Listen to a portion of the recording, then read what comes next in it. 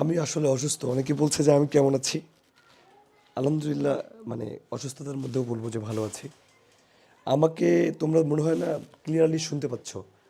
আমার হঠাৎ করে গলা ভেঙে গেছে। যেহেতু আমার ক্লাসটা আগে থেকেই কি বলে বলা ছিল যে ক্লাসটি হবে। তো এর মধ্যে গলাটা ভেঙে গেছে। আমার কথা কি তোমরা স্পষ্ট বুঝতে পারছো? স্পষ্ট বোঝা যাচ্ছে কিনা? গলা ভাঙা থাকা সত্ত্বেও আমার কথা কি বোঝা যাচ্ছে কিনা বলো? আহ, আমাকে একটু জানাও যে তোমরা আমাকে শুনতে পাচ্ছ কিনা ক্লিয়ারলি। কমেন্টে কেউ জানাচ্ছে না কেমন। তোমরা সবাই দেখতে পাচ্ছ যে আমার গলা ভেঙে গেছে। তোমরা আমাকে স্পষ্ট শুনতে পাচ্ছ কিনা একটু জানাও তো। উপমা সালাম জানিয়েছে, হ্যাঁ দেখা যাচ্ছে। আজ না পেইড কোর্সের ক্লাস হওয়ার কথা ছিল, এটাই আজকে আমরা সবার জন্য উন্মুক্ত করেছি। আমার কথা বোঝা যাচ্ছে কিনা? আমার গলা ভেঙে গেছে, কথা বোঝা যাচ্ছে কিনা আমাকে একটু বলো। ওকে। জান্নাত শেখ বলেছে, জি ভাইয়া। আম, হ্যাঁ একটু অসুস্থ আমি, মানে গলা ভেঙে গেছে। যদি এই গলা ভাঙা নিয়ে আসলে কন্টিনিউ করতে হবে, কিছু করার নাই। তোমাদের পরীক্ষার ডেট দিয়ে দিয়েছে। এখানে অনেকেই নতুন আছো, আজকে সবাইকে আমি তুমি বলেই সম্বোধন করছি। আহ, মানে এখানে অনেকেই নতুন আছে, তাদেরকেও তুমি বলছি, যাই হোক, যেহেতু আমি তোমাদের সিনিয়র। আর একটু অসুস্থতা আছে, এটা একটু ক্ষমা সুন্দর দৃষ্টিতে দেখবে, তবে পড়াশোনায় কম্প্রোমাইজ আমরা করব না। সো আমি অনেকের কমেন্ট তোমরা বুক লিখবা, বাট ইম্পর্টেন্ট কমেন্টের হয়তো আমি উত্তর দিব, কারণ খুব বেশি অযাচিত কথা আমি বলবো না, ঠিক আছে? ইভেন তোমরা সবাই শেষ পর্যন্ত ক্লাসটি দেখবে এবং ক্লাসটিকে ছড়িয়ে দাও, ক্লাসটিকে ছড়িয়ে দাও। তোমরা সবাই শেষ পর্যন্ত আমার ক্লাসটি দেখো। আচ্ছা, আজকে খুবই ইম্পর্টেন্ট একটা জায়গায় আমরা ক্লাস নিব। এই জায়গায় স্পেসিফিক কিছু প্রশ্ন আমরা পড়ব।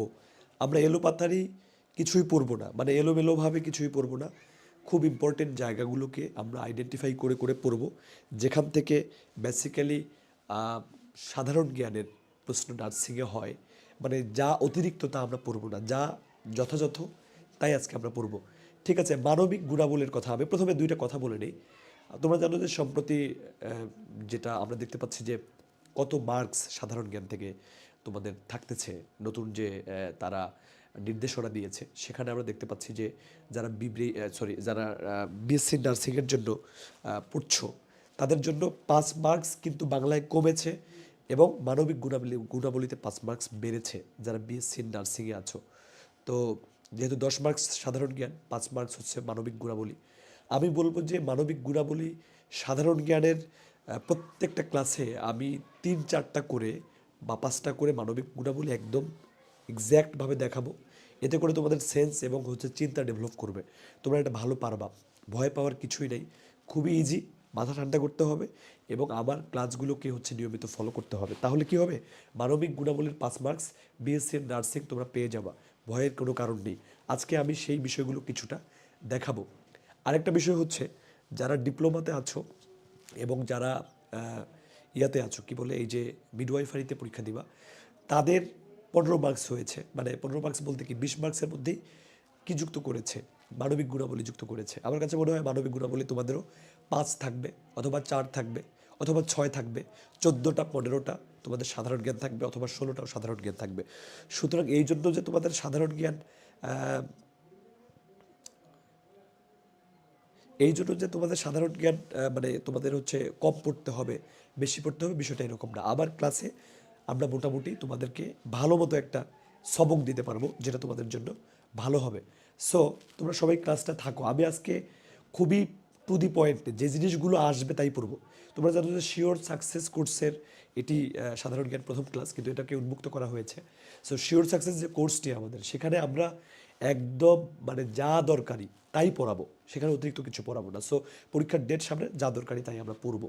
আজকে আমাদের ক্লাসে দেখো, তোমরা সবাই ক্লাসটাকে ছড়িয়ে দাও, ক্লাসটিকে বেশি করে হচ্ছে যে ছড়িয়ে দাও। এতে করে আমি ক্লাসটি ওই অসুস্থতা নিয়েও হচ্ছে কন্টিনিউ করবার যে একটা বাসনা বা ইচ্ছা, সেটি আবার থাকবে, এবং আমি প্রলং করব ক্লাসটিকে।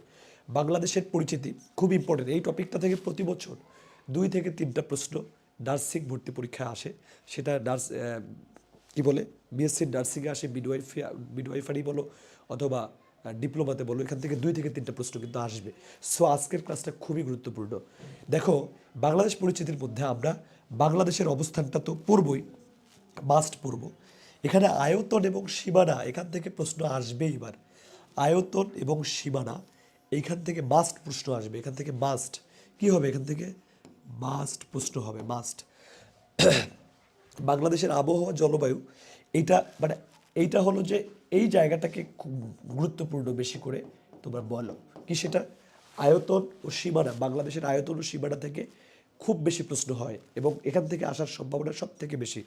ঠিক একবারে খাতায় মানে একটা খাতা নিয়ে বসো এবং যা যা বলতেছি পাশে লিখে নাও। এরপরে যেটি গুরুত্বপূর্ণ সেটি হচ্ছে যে বাংলাদেশের অবস্থান, সেটি হচ্ছে কি বাংলাদেশের বাংলাদেশের অবস্থান, ঠিক আছে, এর 2টা টিক দাও। এবং বাংলাদেশের জাতীয় বিষয়াবলী, এখানে 3টা টিক দাও, এটারও গুরুত্ব আছে সমান। এই যে এইটা যেমন গুরুত্বপূর্ণ, এটাও এখানেও থেকে আসার সমান মাস্ট, মানে আমার কাছে মনে হয় মাস্ট এখান থেকে আসবে। হ্যাঁ, যদি ঘটা করে না আসে সেটা ভিন্ন বিষয়, কিন্তু আসার সম্ভাবনা খুবই বেশি। তাহলে এইটাও 3 স্টার। এই জায়গাটা কোন জায়গাটা, বাংলাদেশের জাতীয় বিষয়াবলী, আয়তন এবং সীমানা, এই 2টা খুবই গুরুত্বপূর্ণ। বাংলাদেশের অবস্থানও গুরুত্বপূর্ণ, এটা আমরা পড়ব। আর মানবিক গুণাবলী, আমি তোমাদেরকে কয়েকটা বিষয় দেখাবো কিভাবে মানবিক গুণাবলীতে খুব ভালো করা যায়। সবাই ক্লাসটি ছড়িয়ে দাও। আচ্ছা, আমার কথা বুঝতে পারতেছো? আমি যে এই যে অসুস্থতা নিয়ে কথা বলছি, কথা বোঝা যায়? একটু বলো তো কথা বোঝা যাচ্ছে কিনা। একটু খারাপ শোনাবে, তোমরা তো সবাই আমার কথা শোনো এতদিন, তাই না? আজকে একটু কষ্ট করে কথাগুলোকে রিসিভ করার ট্রাই করবা, ঠিক আছে? আমি অসুস্থতা নিয়ে তোমাদের কন্টিনিউ করছি। দেখো, প্রথমে একটা জিনিস তোমরা দেখো, বাংলাদেশটাকে আগে কল্পনা করো। আমি কিন্তু এইটা দিয়ে শুরু করতেছি। দেখো, এই যে আমি মানবিক গুণাবলী সবার শেষে আলোচনা করব, সবাই থাকো। আমরা প্রথমে আয়তন এবং সীমানাটা দেখব। কি দেখব? আয়তন এবং সীমানা, ভালো করে বুঝো। আয়তন, আয়তন ও সীমানা, ভালো করে বুঝো ভাই। আয়তন এবং সীমানা, ঠিক আছে, ভালো করে বুঝো। আর ক্লাসটিকে বেশি করে ছড়ায় দাও, খুব বেশি করে শেয়ার করো। দেখো, ওকে, সবাই দেখতেছো, সবার প্রতি কৃতজ্ঞতা। আচ্ছা, দেখো, এই আয়তন এবং সীমানা যখন আমরা পড়ি তখন আমরা বাংলাদেশের মানচিত্রটাকে একটু বোঝার ট্রাই করি, কারণ বাংলাদেশের মানচিত্রটা বুঝলে আয়তন সীমানা খুব সহজ হয়ে যায়। সেটি একটু দেখি আমরা। আমি একটু বাংলাদেশের মানচিত্রটা একটু আঁকার ট্রাই করি, ভালো করে বুঝো।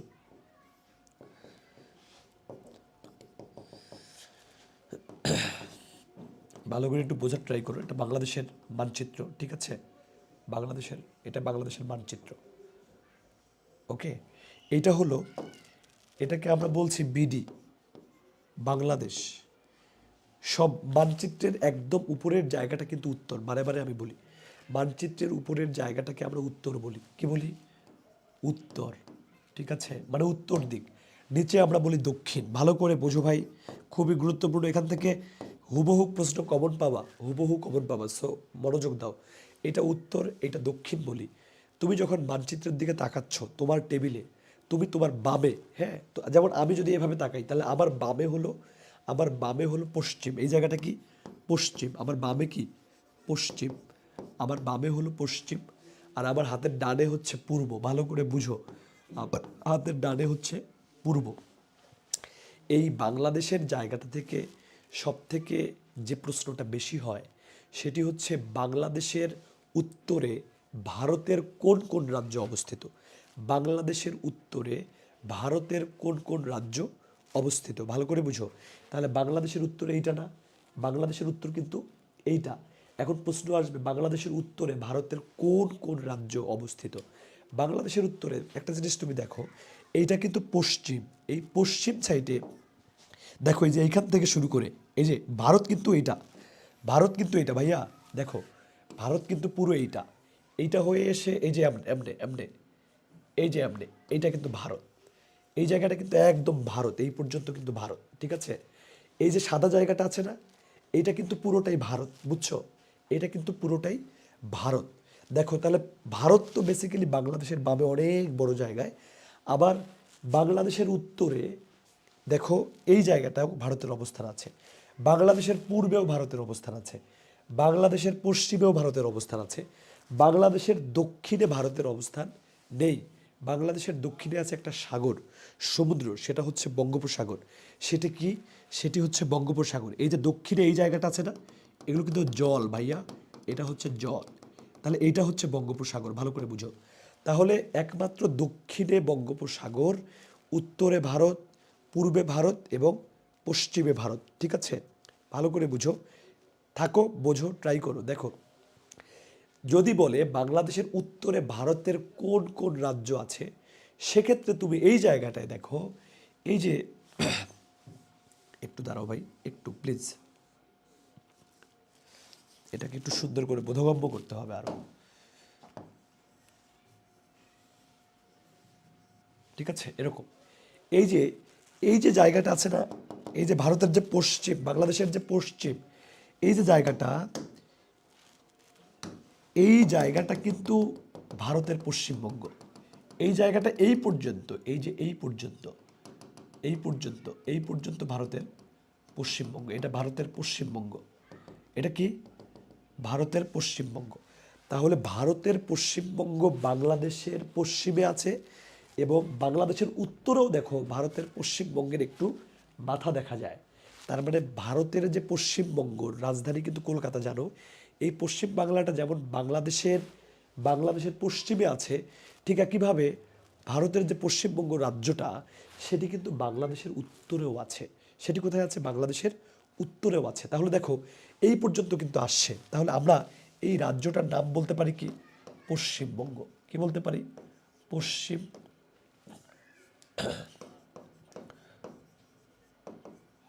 পশ্চিমবঙ্গ, ঠিক আছে? তাহলে ভারতের দেখো উত্তরেও কিন্তু বাংলাদেশের উত্তরেও কিন্তু পশ্চিমবঙ্গ আছে ভারতের, এই যে এই পর্যন্ত আসছে। এটা যদি উত্তর হয়, তাহলে আমরা এই এই জায়গাটাকেও পশ্চিমবঙ্গ হিসেবে বিবেচনা করবো, ভালো করে বুঝো। তারপর এইখানে দেখো, এই যে এই জায়গাটা আছে না ভাই, এই যে এই জায়গাটা, এই জায়গাটা কিন্তু মেঘালয়। ভারতের এই জায়গাটা হচ্ছে মেঘালয়। কি নাম এটার? মেঘালয়।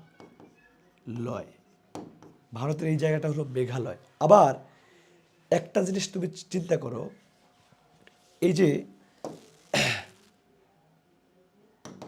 এই যে জায়গাটা আছে না, এখান থেকে এই যে এই জায়গাটা, এটা কিন্তু ভাই আসাম। এটা কি? এইটা আসাম। এই পর্যন্ত হচ্ছে আসাম। এই যে এই পর্যন্ত আসাম, বুঝতে পারছো? এই জায়গাটার নাম কিন্তু হচ্ছে আসাম। বোঝো, আসাম। তাহলে তোমরা বুঝতে পারছো কিনা আগে বলো। আমি যা পড়াচ্ছি বোঝা যাচ্ছে কিনা একটু বলো তো, বোঝা যাচ্ছে কিনা একটু বলো। তাহলে আমরা বলছি কি ভাই? আমরা বলছি যে ভারতের উত্তরে, ভারতের উত্তরে ভারতের সরি বাংলাদেশের উত্তরে ভারতের কয়টি রাজ্য আছে? আমরা বলবো 3টি রাজ্য আছে। কয়টি রাজ্য আছে? 3টি রাজ্য আছে। একটা কি? এই যে দেখো, পশ্চিম বাংলা উত্তরেও কিন্তু চলে গেছে। পশ্চিম বাংলা, মেঘালয় তো এইটুক, আবার মেঘালয়ের উপর দিয়ে উত্তরে এই যে আবার, এই দেখো এখানে কিন্তু লেগে গেছে আসামের, এই যে আসাম কিন্তু লেগে গেছে দেখো বাংলাদেশের একদম উত্তরবঙ্গ থেকে। তাহলে আসে কি? মেঘালয় আছে, আসাম আছে, এবং ভারতের পশ্চিম বাংলা আছে। আমরা এখান থেকে একটা নোট নেই যে বাংলাদেশের একটা নোট নাও, বিডির উত্তরে, বিডির উত্তরে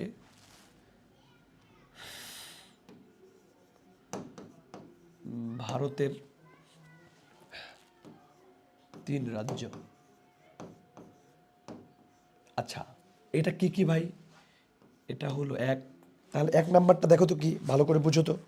1 নাম্বারটা এই যে এই পর্যন্ত পশ্চিম বাংলাটা আসছে। তাহলে প্রথমে আমরা লিখি যে পশ্চিম বাংলা, পশ্চিম, পশ্চিমবঙ্গ, তাই না? পশ্চিমবঙ্গ। 2 নাম্বারে কি আসছে ভাই? 2 নাম্বারে দেখো ভাই, 2 নাম্বারে আসছে হলো, 2 নাম্বারে আসছে হচ্ছে এই যে দেখো আসাম, এই যে হলুদটা আসাম। আসামের নিচে দেখো মেঘালয় আছে উত্তরে। তাহলে উত্তরে আছে পশ্চিম বাংলা, উত্তরে আছে আসাম, উত্তরে আছে মেঘালয় বাংলাদেশের। তাহলে আমরা লিখবো কি? পশ্চিমবঙ্গ। তারপরে বলবো কি? আসাম। আরেকটা জায়গা আছে, সেটি হচ্ছে মেঘালয়। সেটি কি? মেঘালয়। ঠিক আছে।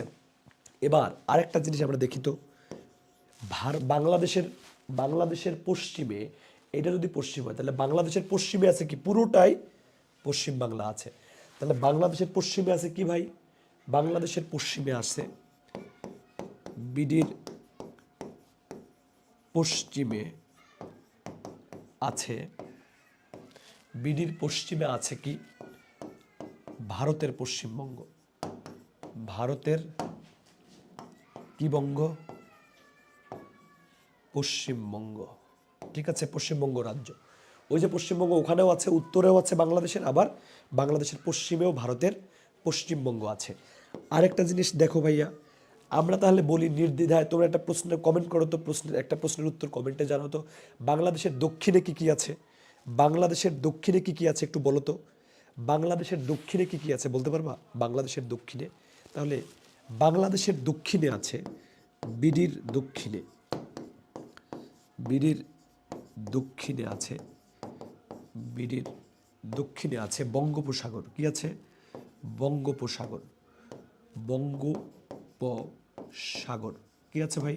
খুবই গুরুত্বপূর্ণ তথ্য দিচ্ছি, রাইট। অনেকে বলেছো বিডির পশ্চিমে আছে, বিডির দক্ষিণে আছে বঙ্গোপসাগর।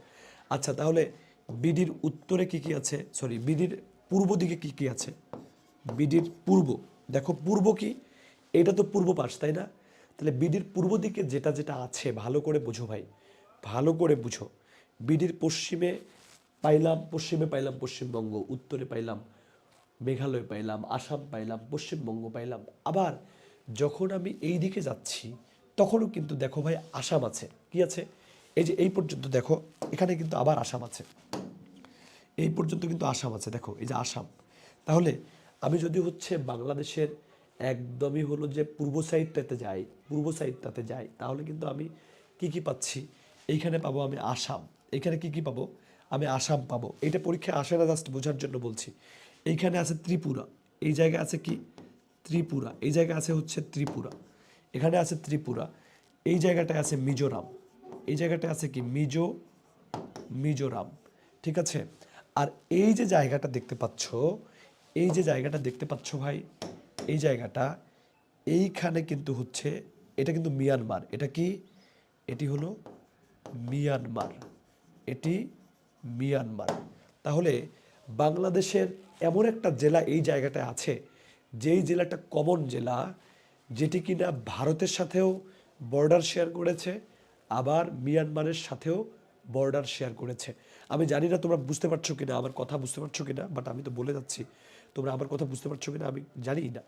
সো শ্যাম ভাই কিন্তু বিয়ে করেনি, জুবাইয়ের ইয়া, সরি জয়দেব বিশ্বাস, জয়, ও তুমি আসছো ভাই, thank you so much class দেখার জন্য। আমি অসুস্থ ভাইয়া। আচ্ছা, এখানে একটা জিনিস তোমরা দেখো সবাই, সেটি কি, আমি এই জায়গাটায় বলছি যে এই যে এই জায়গাটা, এই জায়গাটা কিন্তু হচ্ছে ভাইয়া কমন একটা জায়গা। দেখো এই পাশে কিন্তু হচ্ছে ভারত, আবার বাংলাদেশের এই যে এই সাইডটা থেকে এইটা কিন্তু হচ্ছে মিয়ানমার। কিন্তু এইখানে এমন একটা জেলা আছে, এই জেলাটার নাম হলো বাংলাদেশের রাঙ্গামাটি। এটা হচ্ছে ভারতের মিজোরাম, এটা মিয়ানমারের হচ্ছে যে চীন রাজ্য, এবং রাখাইন স্টেট এখানে আছে। কিন্তু এই যে জায়গাটা আছে না, এইটা রাঙ্গামাটি। রাঙ্গামাটি এমন একটা জেলা যেটি ভারতের সাথেও সীমান্ত আছে, এই যে ভারতের সাথে অর্ধেক আছে আর মিয়ানমারের সাথে অর্ধেক আছে, ভারতের সাথে অর্ধেক আছে, মিয়ানমারের সাথে অর্ধেক আছে। তাহলে কি আমরা এটাকে বলবো রাঙ্গামাটি এমন একটা জেলা যেটি মিয়ানমারের সাথে অর্ধেক, ভারতের সাথে অর্ধেক। তাহলে এখানে আমরা একটু জিনিসটা লিখি, রাঙ্গামাটি। কি এটা?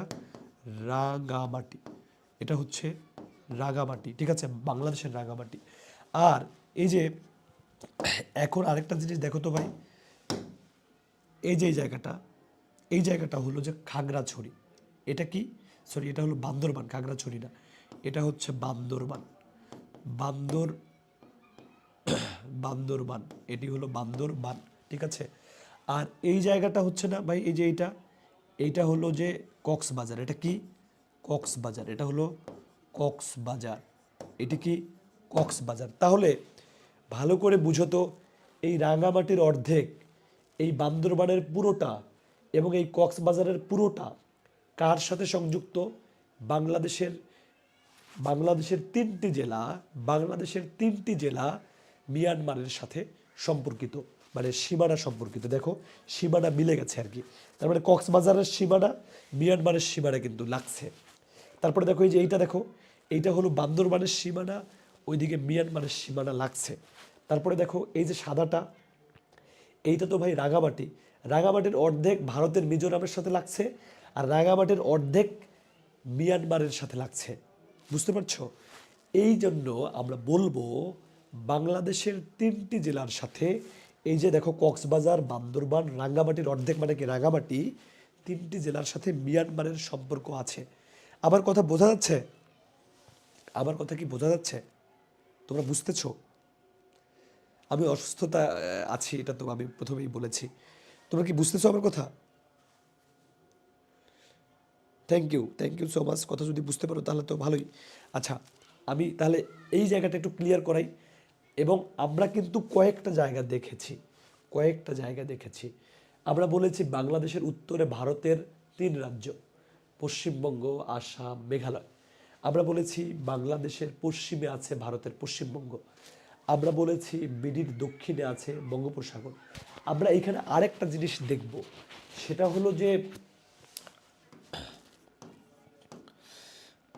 বিডির পূর্বে, বাংলাদেশের বাংলাদেশের পূর্বে, বিডির পূর্বে ভারতের ভারতের ভারতের কিন্তু ভাইয়া 2টি রাজ্য আছে।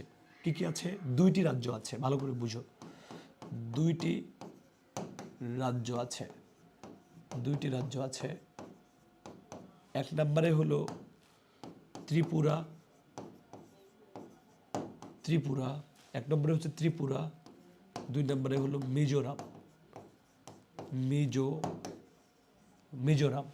ভালো করে বুঝো, ত্রিপুরা আর মিজোরাম, ত্রিপুরা আর মিজোরাম, ভালো করে বুঝো। আমি সব কিছু ক্লিয়ার করাবো। এই জায়গাটা প্যাচ লাগবে, এখান থেকে প্রশ্ন আসবে, বেশি পণ্ডিত করে অনেক কিছু বোঝারও দরকার নাই। আগে বোঝো, এই অল্প তথ্যগুলো মনে রাখো, এগুলোই পরীক্ষায় আসবে, কিন্তু আগে বোঝো। দেখো, আমি সুস্থ থাকলে তো একবারে ক্লাস একদম ফাটাফাটি ক্লাস হইতো, বুঝছো? মানে মানে আমার সাউন্ড নেই তো তোমরা হচ্ছে বুঝতে পারতা, বাট সাউন্ড আমার আমার কণ্ঠটা আসতেছে না, যার কারণে হচ্ছে আমি স্পষ্ট করে বোঝাতে পারছি না। আমি এই জায়গায় বোধহয় ব্যর্থ হচ্ছে কিনা আমি জানি না। আচ্ছা, তারপর তোমার কষ্ট করে একটু দেখো। তাহলে আমরা একটা জিনিস দেখব, যে বাংলাদেশের যে এই যে সীমানাটা, বাংলাদেশের এই যে সীমানাটা ভালো করে বুঝো। বাংলাদেশের এই সীমানাটা আসলে, বাংলাদেশের এই সীমানাটা, বাংলাদেশের এই যে সীমানাটা, এটি আসলে ভারতের কতটি রাজ্যের সাথে সম্পর্কিত আছে সেটা আসলে বুঝতে হবে। তাহলে আমরা এইদিকে পেয়েছি পশ্চিমবঙ্গ, এখানে পেয়েছি পশ্চিমবঙ্গ, তার মানে পশ্চিমবঙ্গ আছে এক। তাহলে বাংলাদেশের সাথে যদি আমরা প্রশ্ন হয়, তাহলে বিডির সাথে, বিডির সাথে, বিডির সাথে ভারতের কতটি রাজ্যের সম্পর্ক? ভারতের কতটি রাজ্যের সম্পর্ক? কতটি রাজ্যের সম্পর্ক? রাজ্যের সীমান্ত। ভারতের রাজ্য, বাংলাদেশের জেলা। তাহলে বিডির সাথে ভারতের কতটি রাজ্যের সীমান্ত আছে? কি আছে? সীমানা আছে। তাহলে আমরা বলতেছি কি, এইদিকে পশ্চিম বাংলা, তার মানে কি এক হলো পশ্চিম বাংলা আছে, পশ্চিম বাংলা আছে। 2 নম্বরে কি আছে? এইদিকে, এইদিকে আছে আসাম আছে। তারপর কি আছে? 3 নম্বরে মেঘালয় আছে। 4 নম্বরে কি আছে?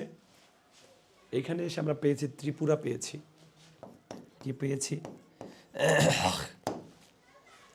ত্রিপুরা পেয়েছি। তারপরে 5 নম্বরে এসে পেয়েছি মিজোরাম। তাহলে এই প্রশ্নটা খুবই গুরুত্বপূর্ণ, এই প্রশ্নটা খুবই গুরুত্বপূর্ণ। শোনো, এই প্রশ্নটা কিন্তু খুব গুরুত্বপূর্ণ, এইটাকে মনে রাখতেই হবে। সেটা কি, বাংলাদেশের সাথে ভারতের কতটি রাজ্যের সীমানা আছে? বাংলাদেশের সাথে ভারতের 5টি রাজ্যের সীমানা আছে। এই 5টাকে মনে রাখার একটা টেকনিক বলে আমিত্রি ম্যাপ। কি বলে? আমিত্রি ম্যাপ। অনেকে বলে যে এটাকে এভাবে মনে রাখে যে আমিত্রি ম্যাপ, আমিত্রি ম্যাপ। আতে হলো আসাম, আতে আসাম, মিতে হলো মিজোরাম, মিজোরাম, হ্যাঁ। ত্রিতে হলো ত্রিপুরা, ত্রিতে ত্রিপুরা, মেতে হচ্ছে মেঘালয়, মেতে মেঘালয়, আর পতে হচ্ছে পশ্চিম বাংলা, পতে হলো পশ্চিম বাংলা। Okay fine. এইটা কিন্তু খুব ঘন ঘন পরীক্ষা আসে। আচ্ছা, ওদের তো রাজ্যের সাথে সম্পর্ক, তাহলে আমাদের কয়টা জেলার সাথে ওদের সম্পর্ক সেটা পরীক্ষা আসে। তাহলে এটা এবার বুঝো, ভালো করে বুঝো। ওদের রাজ্য এভাবে ছড়ায় ছিটায় 5টা আছে, এইদিকে তো বঙ্গোপসাগর, তো যার কারণে ওদের ওদের হচ্ছে 5টার সাথে 5টা রাজ্যের সাথে বাংলাদেশের সম্পর্ক আছে। কিন্তু এইবার আবার একটা মানচিত্রটা আবার দেখো, দরকার আছে। এগুলো তো ঘন ঘন যেন এখানে শেষ হয়ে যায়, মানে যতটুকু দরকার ততটুকু পড়বো আমরা, অযাচিত কিছু পড়বো না। হ্যাঁ, এবার এটা বাংলাদেশ না, ওকে, এই বাংলাদেশের তো এটা উত্তর, এটা এটা হচ্ছে দক্ষিণ, এটা হচ্ছে পশ্চিম, এটা হলো পূর্ব।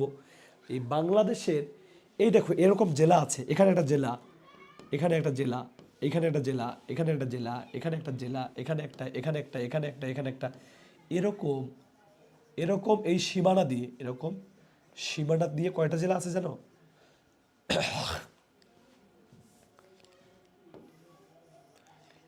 এরকম সীমানা দিয়ে,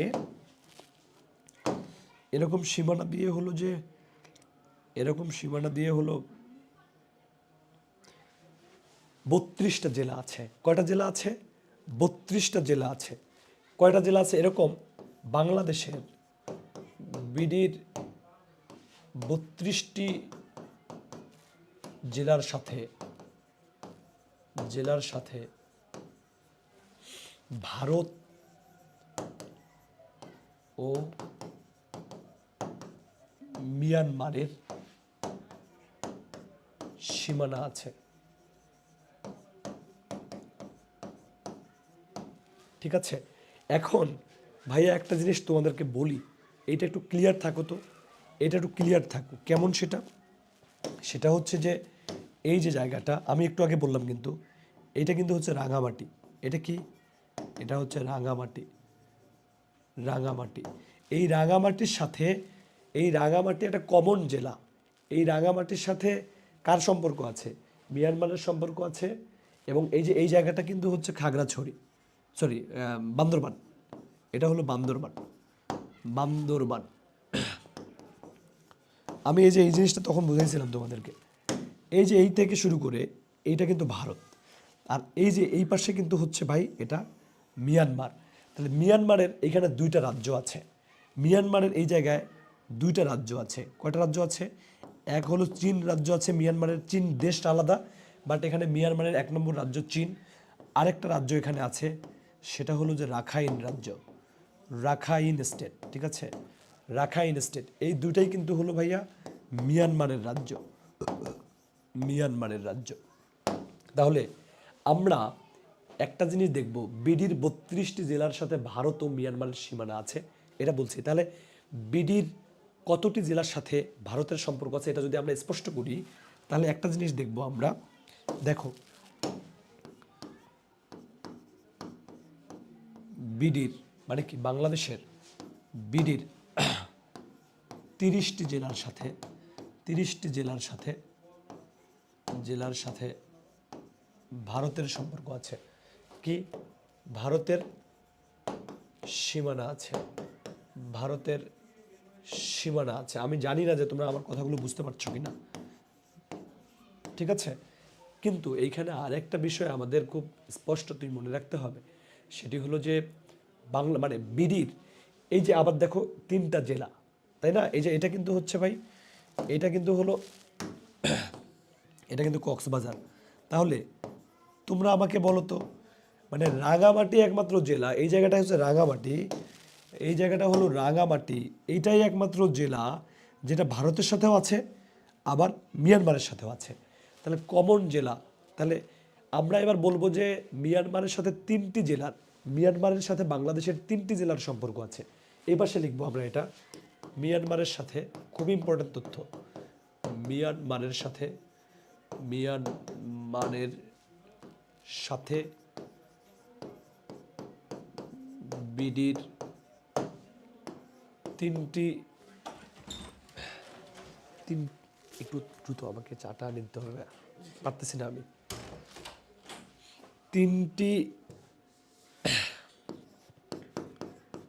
3টি জেলার সম্পর্ক আছে, সীমানা আছে।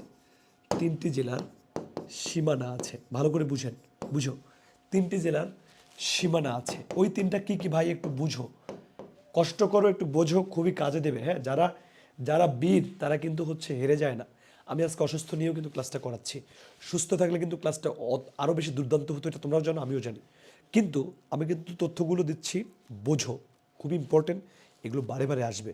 সো কোনোভাবে থেমে যাওয়া যাবে না। অসুস্থ চেষ্টা করতে হবে যে এর ভেতর দিয়ে আগানো, পেছনে পেছানো যাবে না। ভালো করে বুঝো। এখানে দেখো একটা জিনিস, আমি বলছি মিয়ানমারের সাথে বিড়ির 3টি জেলার সীমানা আছে। তাহলে একটা কি ভাই, এই যে এখানে দেখো তো রাঙামাটি, রাঙামাটি একটা কমন জেলা, যার অর্ধেক ভারতের সাথে অর্ধেক মিয়ানমারের সাথে। তাহলে রাঙামাটি তো অবশ্যই মিয়ানমারের সাথেও আছে। তাহলে আমি লিখব রাঙামাটি, আমি লিখব কি বাংলাদেশের রাঙামাটি। তারপরে দেখো এই যে জেলাটা বান্দরবান, এই যে বান্দরবানের থানসি, বাংলাদেশের আহ, সর্বপূর্বের যে জায়গাটা, এটা কিন্তু একটু পরে পড়াবো। এখানে কিন্তু বান্দরবানের থানসি অবস্থিত। হ্যাঁ, একদম পূর্বের সীমানা, আলীকদম থানসি। তো ওই জায়গাটা পড়বো কিন্তু আমরা। দেখো তাহলে 2 নম্বরে যে বান্দরবান কিন্তু ভারতের সাথে নেই, বান্দরবান মায়ানমারের সাথে আছে। তাহলে আমরা কি লিখবো? মায়ানমার লিখবো। মায়ানমার বা মিয়ানমার যাই বলো না কেন। আমরা আরেকটা জেলা দেখতেছি কি, কক্সবাজার, ঠিক আছে, যেখানে নাফ নদী 56 কিলোমিটার, ঠিক আছে। সেই নাফ নদী ওই ওই আরাকান পাহাড় থেকে কিন্তু চলে আসছে। তো দেখো এই যে কক্সবাজারও কিন্তু মিয়ানমারের সাথে আছে। 3 হচ্ছে মিয়ানমার, সরি কি কক্সবাজার।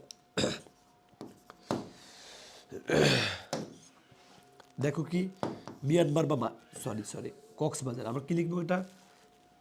আহা, এটা কি লিখছি আমি? এটা হবে, আমরা লিখবো কি বান্দরবান।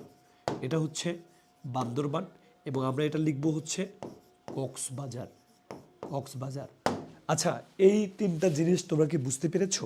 একটু বুঝলে আমাকে বলো তো, এটা বুঝতে পেরেছো? এটুকু বুঝতে পারছো?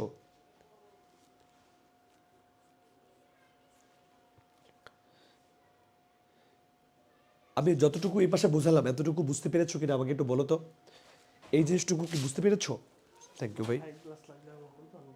হ্যাঁ, হ্যাঁ আমার একটু লাগবে ভাই, নাহলে আমি কন্টিনিউ করতে পারবো না। সমস্যা নেই, ওদের সাথে আমি খুব ফ্রিলি ক্লাস করতে করতে কথা বলতে বলতে আমি এগুলো।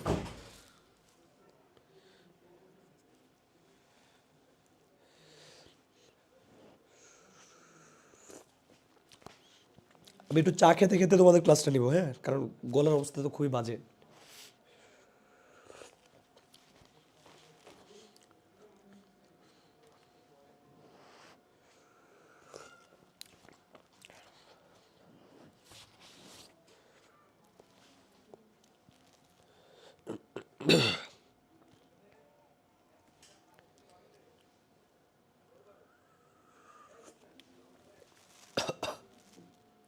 ওকে, কোথায় থাকলাম আমরা? আচ্ছা, যদি এইটা বুঝে থাকো, তাহলে আমরা যখন ভারতের আবার 30টা জেলা হিসাব করব, তখন কিন্তু রাঙামাটিও ওইদিকে চলে যাবে। রাঙামাটি একটা কমন জেলা, এটা কি কমন জেলা? এটা হলো কমন, COMMON, যেটা হচ্ছে ভারতের সাথেও আছে, ভারতের সাথেও আছে, ভারতের সাথেও, এবং হলো কি, এবং হচ্ছে মিয়ানমারের সাথেও, মিয়ানমারের সাথেও। তাহলে বুঝো, বাংলাদেশের সাথে মিয়ানমারের 3টি জেলার সীমানা, আর বাংলাদেশের সাথে ভারতের 30টি জেলার সীমানা। তাহলে 30 আর 3 33 হয়, কিন্তু আমরা বললাম 32। ওই যে রাঙামাটি একবার ভারতের সাথে যোগ হয়েছে, একবার মিয়ানমারের সাথে যোগ হয়েছে, এই জন্য একটা ফেলাই দিলে 32 হবে। তাহলে এই জিনিসটা আমরা বুঝতে পারলাম। আমরা আরেকটা জিনিস কিন্তু এখনো বুঝি নাই, সেটি কি, সেটি হলো যে বিডির সাথে, বিডির সাথে, বিডির সঙ্গে, ভালো করে বুঝো, বিডির সঙ্গে মিয়ানমারের বা মায়ানমারের, মিয়ানমারের বা মায়ানমারের, বিডির সঙ্গে মিয়ানমারের বা মায়ানমারের কতটি জেলার, কতটি রাজ্যের সম্পর্ক আছে? 2টি রাজ্যের সীমানা আছে, 2টি রাজ্যের সীমানা, সীমানা, 2টি রাজ্যের সীমানা। 1 নম্বর হলো যে চীন রাজ্য, চীন রাজ্য। 2 নম্বরে হলো রাখাইন রাজ্য।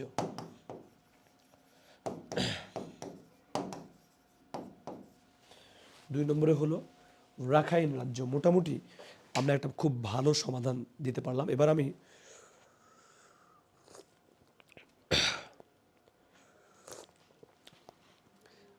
জানি আমার সব থেকে খুব প্রিয় ছোট ভাই বোনেরা এখন পর্যন্ত আছো, যারা আমার আগের ক্লাস করো, তারা করবেই ক্লাস, কারণ তারা তো আমাকে জানে। আচ্ছা, একটা জিনিস দেখো তো, এবার আমি একটা সিনোপসিস দিই, তোমরা মাথায় গেঁথে নাও। খুবই ইম্পর্টেন্ট তথ্য ইতিমধ্যে আমি দিয়েছি। সেটা হলো, ভারতের 5টি রাজ্যের সাথে বাংলাদেশের সীমানা আছে, মিয়ানমারের 2টি রাজ্যের সাথে বাংলাদেশের সীমানা আছে। ভারতের 5টি রাজ্য কি? আসাম, পশ্চিমবাংলা, আসাম, মেঘালয়, ত্রিপুরা এবং মিজোরাম, এই 5টার সাথে সীমানা আছে। আর মিয়ানমারের চীন এবং রাখাইন রাজ্যের সাথে বাংলাদেশের সীমানা আছে। বাংলাদেশের 3টি জেলার সাথে মিয়ানমারের সীমানা আছে। তার মধ্যে কমন জেলা রাঙামাটি, যেটি ভারতের সাথেও আছে, কক্সবাজার মিয়ানমারের সাথেও আছে। তাহলে রাঙামাটি, 2 নম্বরে হচ্ছে বান্দরবান, 3 নম্বরে হচ্ছে কক্সবাজার। এই 3টা মিয়ানমারের 2টা রাজ্যের সাথে সীমানা ভাগাভাগি করেছে। আর বাংলাদেশের বাকি 30টা জেলা, ঠিক আছে, যেটি ভারতের 5টি রাজ্যের সাথে সীমানা ভাগ করে নিয়েছে। ঠিক আছে, এইটা খুবই গুরুত্বপূর্ণ। এবার আরেকটা বিষয় আমরা এবার দেখতে চাই, যেটা থেকে এবার প্রশ্ন আসার সম্ভাবনা খুব বেশি, কারণ কি 7 সিস্টার্স নিয়ে অনেক কথা হয়েছে। ঠিক আছে, দেখবেন যে হাসনাত আবদুল্লাহ কিন্তু অনেক সময় 7 সিস্টার্সের কথা বলে অনেক সময় কথা বলছিল এর আগে। সো এটা কিন্তু একটা কনসার্নিং ইস্যু। সঙ্গত কারণে 7 সিস্টার সম্বন্ধে একটু ধারণা নেই, যেন এখান থেকে প্রশ্ন আসলে আমরা পারি। আমি কিন্তু বলেছি বাংলাদেশের উত্তরে 3টা কিন্তু হচ্ছে রাজ্য। বাংলাদেশের উত্তরে ভারতের 3টা রাজ্য, একটা হচ্ছে পশ্চিমবাংলা, আর একটা হচ্ছে আসাম, আর একটা কি মেঘালয়। আমি বলেছি বাংলাদেশের পশ্চিমে ভারতের পশ্চিমবঙ্গ। আমি বলেছি বাংলাদেশের পূর্বে ভারতের ত্রিপুরা রাজ্য এবং ভারতের মিজোরাম রাজ্য। আমি বলেছি বাংলাদেশের দক্ষিণে বঙ্গোপসাগর। ঠিক আছে, এবার আমরা একটা জিনিস দেখি, আবার একটু দেখো তো, এটা যদি বাংলাদেশ হয়, আমি এবার খুব দ্রুত আলোচনা করে চলে যাবো এখানে, এবং এখান থেকে প্রশ্ন আসবে, এই জন্য আমি বারবার এটাকে করাচ্ছি। ঠিক আছে, এইটা এইটা তো বাংলাদেশ, তাই না? এটা বাংলাদেশ। আমি বলেছি যে ভারত দেখো কেমন, এটা কিন্তু ভারত, এটা ভারত, এটা ভারত এসে এই যে এরকম। ঠিক আছে,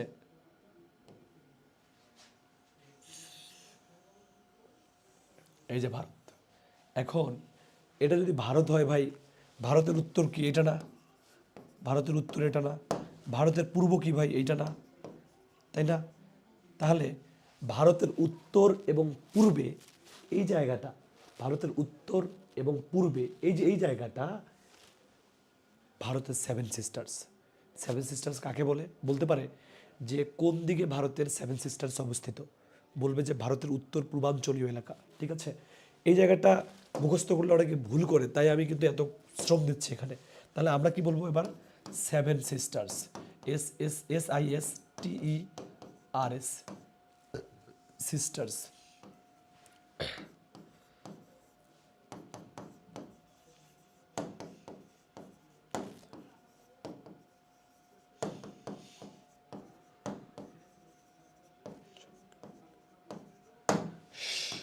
এদেরকে বলা হয় 7 বোন রাজ্য। 7 বোন রাজ্য, এদেরকে একটা নাম দেয়া হয়েছে, বলা হয় 7 বোন রাজ্য। কি বলা হয়?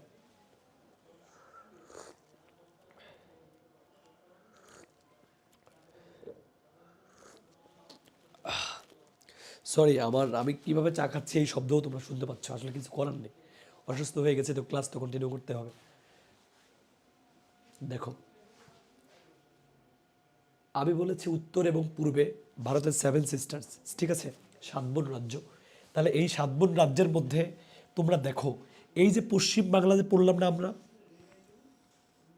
এইখানে যে আমরা পশ্চিম বাংলা পড়লাম, এই পশ্চিম বাংলা কিন্তু 7 সিস্টার্সের মধ্যে অন্তর্গত নয়। এই পশ্চিমবঙ্গে ছাড়া, এই পশ্চিম বাংলা ছাড়া বাকি 4টা যে রাজ্য আমি দেখিয়েছি, আমরা বলেছি ভারতের সাথে 5টা রাজ্যের বাংলাদেশের সাথে সম্পর্ক, তার মধ্যে পশ্চিম বাংলা যদি বাদ দিই, বাকি থাকে কয়টা? 4টা। এই 4টাই 7 সিস্টার্সের 4টা রাজ্য, বুঝছো? পশ্চিমবঙ্গ 7 সিস্টার্সের অন্তর্ভুক্ত নয়। সুরাইয়া পশ্চিমবঙ্গ 7 সিস্টার্সের অন্তর্ভুক্ত নয়। তাহলে এইখানে আমরা পড়েছি কি? এখানে পড়েছে আসাম, এখানে পড়েছে কি? আসাম। আসাম কেমন? আসামে যে এরকম, তাই না? আসাম তো এরকম পড়েছি আমরা। দেখো, ওকে, তাহলে এটা কিন্তু আসাম। কি, এই জায়গাটা কিন্তু আসাম ভাই, এটা কিন্তু আসাম, এই যে এই জায়গাটা আসাম, ঠিক আছে? কিন্তু এই জায়গাটা আবার কি জানো, এই যে এই জায়গাটা কিন্তু হলো যে মেঘালয়। এই জায়গাটা কি, এটা হলো মেঘালয়। তাহলে এটা হচ্ছে মেঘালয়, কি এটা মেঘালয়, এটা হলো মেঘালয়, ভালো করে বুঝো। তাহলে দেখো, এই দেখো, আসামও বাংলাদেশের সাথে সম্পর্ক মানে সীমানা আছে, মেঘালয়ের সীমানা আছে। একটু আগে বলেছি এখানে ত্রিপুরা, ত্রিপুরারও সীমানা আছে, ঠিক আছে, সেভেন সিস্টার্সের। এখানে বলছে কি মিজোরাম, মিজোরামেরও সীমানা আছে। সেভেন সিস্টার্সে আরও কয়েকটা জায়গা আছে। এই যে এই জায়গাটায় হচ্ছে, এই জায়গাটায় একটা জায়গা আছে, এখানে একটা জায়গা আছে, ঠিক আছে। ধরো যেমন এটা অরুণাচল, অরুণাচল এই যে এই সাইডে সম্ভবত। আচ্ছা ধরো অরুণাচল এটা, আচ্ছা অরুণাচলের সাথে ভারতের সেভেন সিস্টার্সের অন্তর্গত কিন্তু অরুণাচল। অরুণাচলের সাথে দেখো তো বাংলাদেশের সীমানা আছে? অরুণাচলের সাথে বাংলাদেশের কি সীমানা আছে বলো তো? অরুণাচলের সাথে বাংলাদেশের সীমানা কি আছে? বাংলাদেশের সীমানা তো এই যে সাদা, এই যে সাদা বর্ডার, এই যে সাদা বর্ডার। অরুণাচলের সাথে কি বাংলাদেশের সীমানা কি আমি দেখাচ্ছি আছে? নাই কিন্তু, ঠিক আছে। আবার এখানে আছে নাগাল্যান্ড, এই জায়গাটা হচ্ছে নাগাল্যান্ড, কি আছে নাগাল্যান্ড। দেখো নাগাল্যান্ডের সাথেও কিন্তু বাংলাদেশের সীমান্ত নাই, বাংলাদেশের সীমানা কিন্তু একদম লাগা নাই, একদম ঘষাঘষি লাগালাগি নাই, বুঝতে পারছো? আর এই জায়গাটা হচ্ছে মণিপুর, মণিপুরের সাথেও কিন্তু বাংলাদেশের কি নাই, সীমানা নাই। তাহলে এই 7 বন রাজ্যের মধ্যে প্রথমে আমরা লিখব 1 নম্বরে, দেখো 7 বন রাজ্যের মধ্যে 1 নম্বরে প্রথমে আমরা লিখবো যে আসামকে লিখব, যেটার সাথে বাংলাদেশের সীমানা আছে, আসাম। 2 নম্বর যেটা আমি লিখব, এই যে এখানে, এইটা হলো মেঘালয়, মেঘালয় কি আছে, মেঘালয়, মেঘালয়ের কিন্তু সীমানা আছে। 3 নম্বরে আমি যেটা লিখবো ভাই, 3 নম্বরে আমি লিখবো ত্রিপুরা, যেটার সাথে বাংলাদেশের সীমানা আছে। সেভেন সিস্টার্সের 4 নম্বরে আমি লিখবো মিজোরাম, যেটির সাথে বাংলাদেশের সীমানা আছে, মিজোরাম। তাহলে আমি এবার অন্য কালার দিয়ে লিখব। তাহলে দেখো 5 নম্বরে বাংলাদেশের সীমানার সাথে কি অরুণাচলের সম্পর্ক আছে? কিন্তু অরুণাচল সেভেন সিস্টার্সের অন্তর্গত, অরুণাচল, অরুণাচল। 6 নম্বরে দেখো বাংলাদেশের সাথে মণিপুরের সম্পর্ক নাই, মণিপুরও সেভেন সিস্টার্সের অন্তর্গত। আরেকটা হলো 7 নম্বর, 7 নম্বর হলো যে নাগাল্যান্ড, নাগাল্যান্ডের সাথেও সম্পর্ক নাই। তাহলে ভারতের সেভেন সিস্টার্সের কতটির সাথে বাংলাদেশের সম্পর্ক আছে আর কতটির সাথে নাই, একটু কমেন্ট করো তো দেখি, সবাই বলতে পারো কিনা?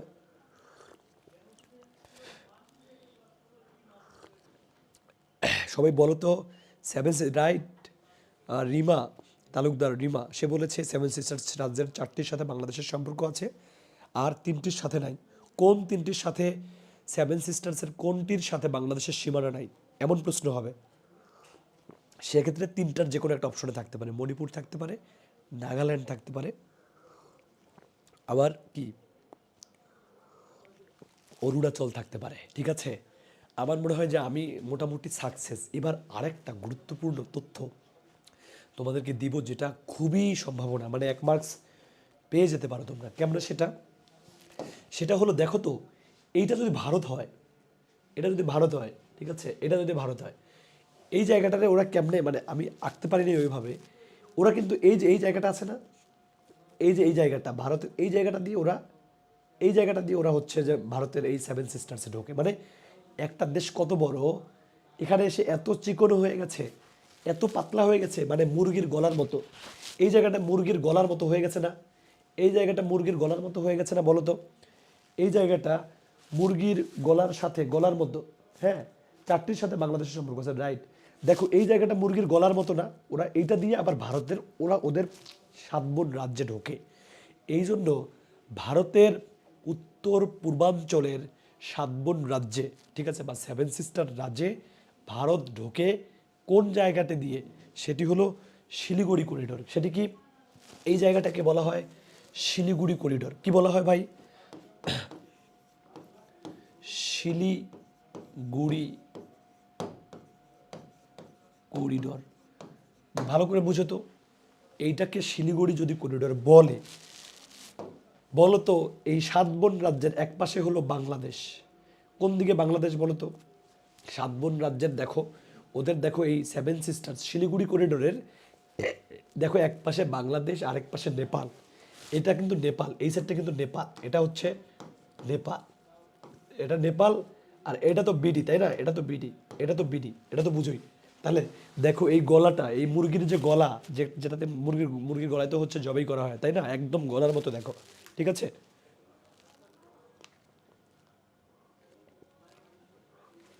খুবই ইম্পর্টেন্ট এই জায়গাটা আসতে পারে। সেটা কি? আমরা বলবো যে শিলিগুড়ি করিডোরের উত্তরে কোন দেশ? নেপাল। শিলিগুড়ি করিডোরের দক্ষিণে এটা না? দক্ষিণে কোন দেশ? আমরা বলবো বাংলাদেশ। তাহলে এবার আমরা শিলিগুড়ি করিডোর নিয়ে একটু কথাবার্তা বলবো, যেটি খুবই গুরুত্বপূর্ণ। দেখো শিলিগুড়ি করিডোর খুবই গুরুত্বপূর্ণ। শিলিগুড়ি করিডোর যেটি মুরগির গলার মতো দেখতে।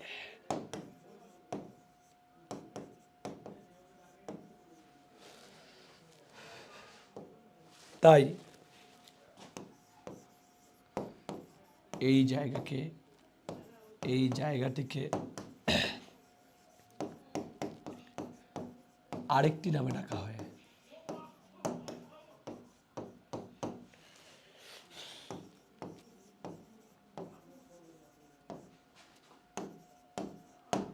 সেটা কি? যার নাম চিকেন নেক। কি? হ্যাঁ, যার নাম হলো চিকেন নেক। থ্যাংক ইউ ভাইয়া, চিকেন নেক। তাহলে একটা জিনিস দেখো তো ভাইয়া, এই যে যাহা শিলিগুড়ি করিডোর, তাহাই কিন্তু ভাই চিকেন নেক। তাহলে শিলিগুড়ি করিডোরের আরেক নাম কি? শিলিগুড়ি করিডোরের আরেক নাম কিন্তু ভাইয়া চিকেন নেক। শিলিগুড়ি করিডোরের আরেক নাম কি? Chicken neck. শিলিগুড়ি করিডোরের কিন্তু আরেকটা নাম হলো ভাই চিকেন নেক। দেখো তাহলে পরীক্ষা আসবে এখন এই শিলিগুড়ি করিডোরের ভালো করে বুঝো, খুবই গুরুত্বপূর্ণ জায়গায় আমি হাত দিয়েছি, যেটা অনেকে বুঝতেও পারবে না, পরীক্ষা আসলে একদম খুব মানে কান্নাকাটি শুরু করে দেবে, কারণ এখানে অনেক সূক্ষ্ম কিছু পার্থক্য বুঝতে পারবে না। দেখো এখন দেখো শিলিগুড়ি করিডোরের কিন্তু একটা জাস্ট একটা গেটের মতো একটা অবস্থা, জাস্ট ওরা ওই মুরগির গলাটা দিয়ে ওরা 7 সিস্টার্সে যায় ভারতের লোকজন। শিলিগুড়ি করিডোরের উত্তরে শিলিগুড়ি করিডোরের উত্তরে কি? শিলিগুড়ি করিডোরের উত্তরে হলো নেপাল, ঠিক আছে? আর দক্ষিণে যদি আমরা বলি, দক্ষিণে বাংলাদেশ। বাংলাদেশ কিন্তু দক্ষিণে বাংলাদেশের একটা জেলা আছে, ওদের ওই শিলিগুড়ি করিডোর থেকে আমাদেরকে দক্ষিণে দেখা যায়।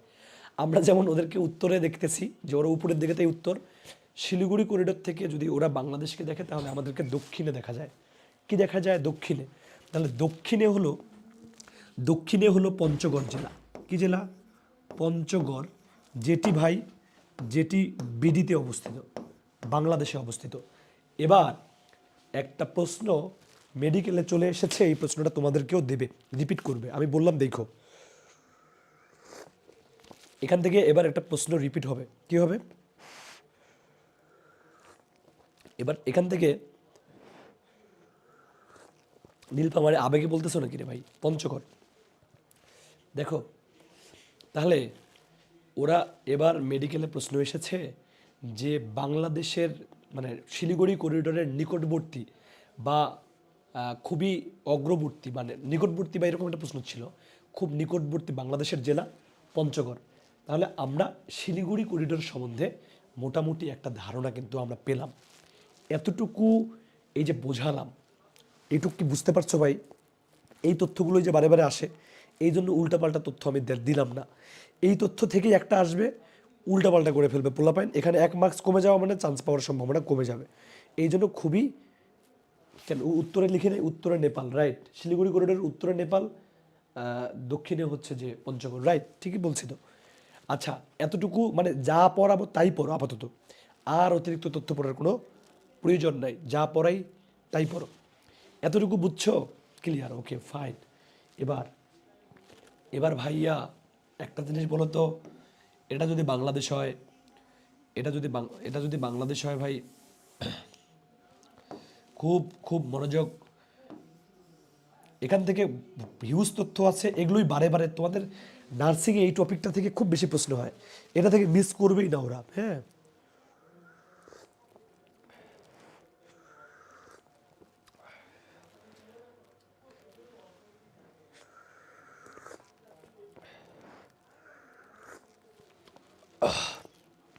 আমার জন্য দোয়া করিও রে ভাই, যেন সুস্থ হয়ে উঠে আজকেই। কি যে এক যন্ত্রণা, কথা বলতে পারতেছি না, মানে আমার খুবই খারাপ লাগতেছে যে আমি স্পষ্ট করে বোঝাইতে পারতেছি না। দেখো, এটা যদি বাংলাদেশ হয় ভাইয়া, এখন এই যে ভাই ভারত কই থেকে শুরু হয়েছে বলো তো? ভারত তো এই যে এখান থেকে শুরু হয়েছে না, এই যে শুরু হয়ে গেছে ভারত, এই যে ভারত একদম ঘিরে আছে, এই যে এইভাবে এভাবে এসে, এভাবে এসে, এভাবে এসে, সে এভাবে এসে, এভাবে এসে, আবার এভাবে গিয়ে এই যে রাঙামাটি পর্যন্ত, এই জায়গাটা 5138 কিলোমিটার। এইটা তাহলে ভারতের সাথে না, তাহলে বলবো কি বিডির সাথে? কি বলবো ভাই? আমরা বলবো যে বিডির সাথে, হ্যাঁ, কি বলবো এবার, লাল নেই, লাল যেহেতু ভারত, বিডির সাথে ভারতের সীমানা, বিডির সাথে ভারতের সীমানা হচ্ছে,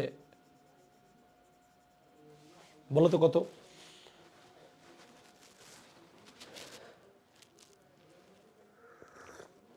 বিডির সাথে ভারতের সীমানা কত কিলোমিটার বলো? বিডির সাথে ভারতের, থ্যাংক ইউ সো মাচ, সবার কমেন্ট আমি পড়তে পারতেছি না, কারণ তোমরা বুঝতেছো, সবাইকে অনেক ধন্যবাদ, সবাই দোয়া করছো। হ্যাঁ, দেখো এই পর্যন্ত, এবং এই যে এই পর্যন্ত দেখো ভাই, এইটুক তো ভাই গেল ভারতের সাথে, আবার এইটুক মিয়ানমার না, এইটুক মিয়ানমার না, তাই না? এইটুক মিয়ানমার। তাহলে আমরা যদি বলি,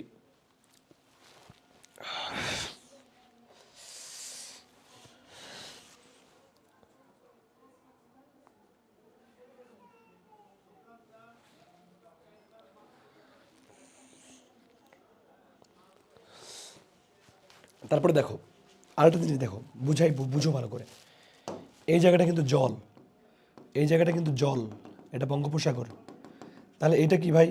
এটা বঙ্গোপসাগর না? তাহলে বাংলাদেশের মোট সীমান্ত যদি বলি, বাংলাদেশের মোট সীমান্ত ভালো করে বুঝো, বিডির মোট সীমান্ত দৈর্ঘ্য, খুবই ইম্পর্টেন্ট জায়গা, সীমান্ত দৈর্ঘ্য, বাংলাদেশের মোট সীমান্ত দৈর্ঘ্য, এই যে প্রথমে আমরা কি বলবো,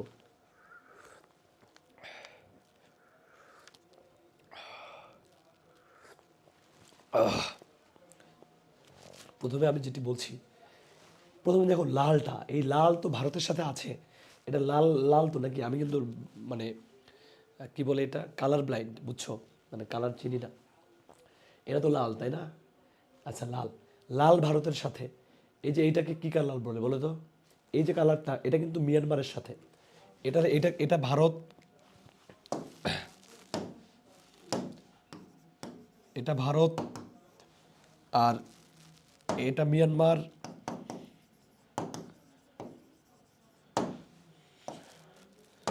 আর এইটা হলো যে বঙ্গোপসাগর, তাই না? বঙ্গোপসাগর। তাহলে এই জল এবং স্থল, জল স্থল দুইটা সবগুলো মিলেই এই বাংলাদেশের এখান থেকে শুরু করে এই ঘুরে এসে একদম পানি পর্যন্ত পানি টানি দিয়ে বঙ্গোপসাগর হয়ে এটা হলো 5138 কিলোমিটার। কত? 5156,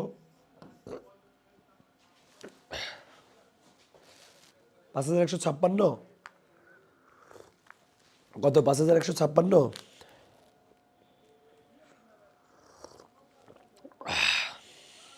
5138। ভাইয়া তাহলে এটা কি 5138 কি কিলোমিটার? আচ্ছা ভাইয়া, এবার যদি আমি বলি এই লালটুকুর কথা কত, আমরা যদি এবার লালটুকু বলি, এই যে ভারতের সাথে বাংলাদেশের কত, তাহলে কি বলছি বিডির সাথে ভারতের, আমি যদি বলি বিডির সাথে ভারতের কত, আমি যদি বলি বিডির সাথে ভারতের কত, হ্যাঁ এটা কিলোমিটার, এটা কিলোমিটার। যদি বলি বিডির সাথে ভারতের কত, এটা পরীক্ষায় বারে বারে আসে, সেটা কি বলো? 4400। বিডির সাথে ভারতের কত বলো?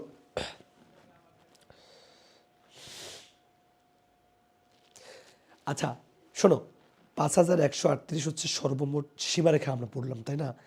এবার আরেকটা জিনিস তুমি আগে পড়ো, সেটি কি সেটি দেখো, যে বাংলাদেশের উপকূল দৈর্ঘ্যটা আগে দেখে নাও। এটা তো পড়লাম, এইটা ভারতেরটা পরে পড়তেছে, দাঁড়াও। এবার আমরা উপকূলটা পড়বো। কি পড়বো? উপকূল। উপকূল কি? এই যে এটা উপকূল, এইটা উপকূল। বঙ্গোপসাগর মানে কি? এটা উপকূল না? এটা উপকূল। এটা কি? এটা উপকূল। মানে কি উপকূলের দৈর্ঘ্য কত? তাহলে বাংলাদেশের উপকূল দৈর্ঘ্য কত সেটা আগে দেখো, তারপরে সহজ হবে। দাঁড়াও, খুব ইজি করে দিব।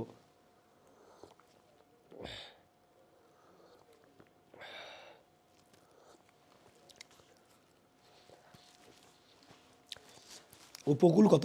উপকূল আমরা প্রথমে মোট সীমান্ত পড়ব, তারপর আমরা উপকূল পড়ব। উপকূল হচ্ছে বাংলাদেশের উপকূল হচ্ছে 711। এই জায়গাটা হলো 711। কত? 711 কিলোমিটার। 711 কিলোমিটার, ঠিক আছে? 711 কিলোমিটার। আচ্ছা, এই মোট সীমান্ত দৈর্ঘ্য থেকে যদি আমরা উপকূলটাকে সরাই ফেলি, তাহলে কি পাবো? মোট স্থল দৈর্ঘ্য পাবো না? তাহলে ভালো করে বুঝে তো, এই 5138 থেকে আমরা এবার বিয়োগ করব কি? আমরা এবার বিয়োগ করব উপকূলের দৈর্ঘ্য। উপকূল, উপকূল দৈর্ঘ্য মানে বাংলাদেশের যে সাগরের দৈর্ঘ্য। উপকূল মানে কি? উপকূল মানে হচ্ছে সমুদ্র তীরবর্তী যে দৈর্ঘ্যটা। তাহলে উপকূল দৈর্ঘ্য হলো, বাংলাদেশের উপকূল দৈর্ঘ্য হচ্ছে দেখো 711। তাহলে কত? 711 কিলোমিটার। তাহলে 711 কিলোমিটার যদি আমরা বাদ দিই এই 5138 থেকে, তাহলে 8 থেকে যদি 1 যায় কত হয়? ভুল করতেছে কিনা আল্লাহই জানে। দেখো, তাহলে 8 থেকে যদি 1 যায় এটা হলো 7, 3 থেকে যদি 1 যায় 2, 11 থেকে যদি হলো যে, তাই না? 8 থেকে 1 গেলে 7, 3 থেকে 1 গেলে 2, 1 যেহেতু উপরে আছে তাহলে এটাকে আমরা 11 ধরি। 7, 8, 9, 10, 11, তাহলে এখানে লিখবো আমরা 4। তাহলে এখানে 1 আছে, 5 থেকে 1 গেলে হলো থাকতেছে 4427, তাই তো?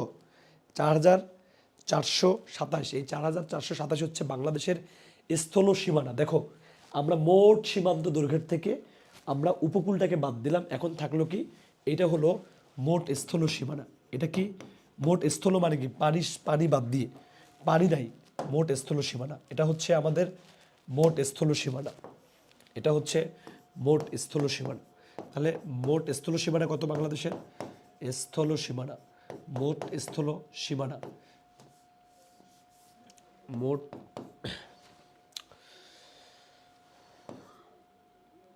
ধুর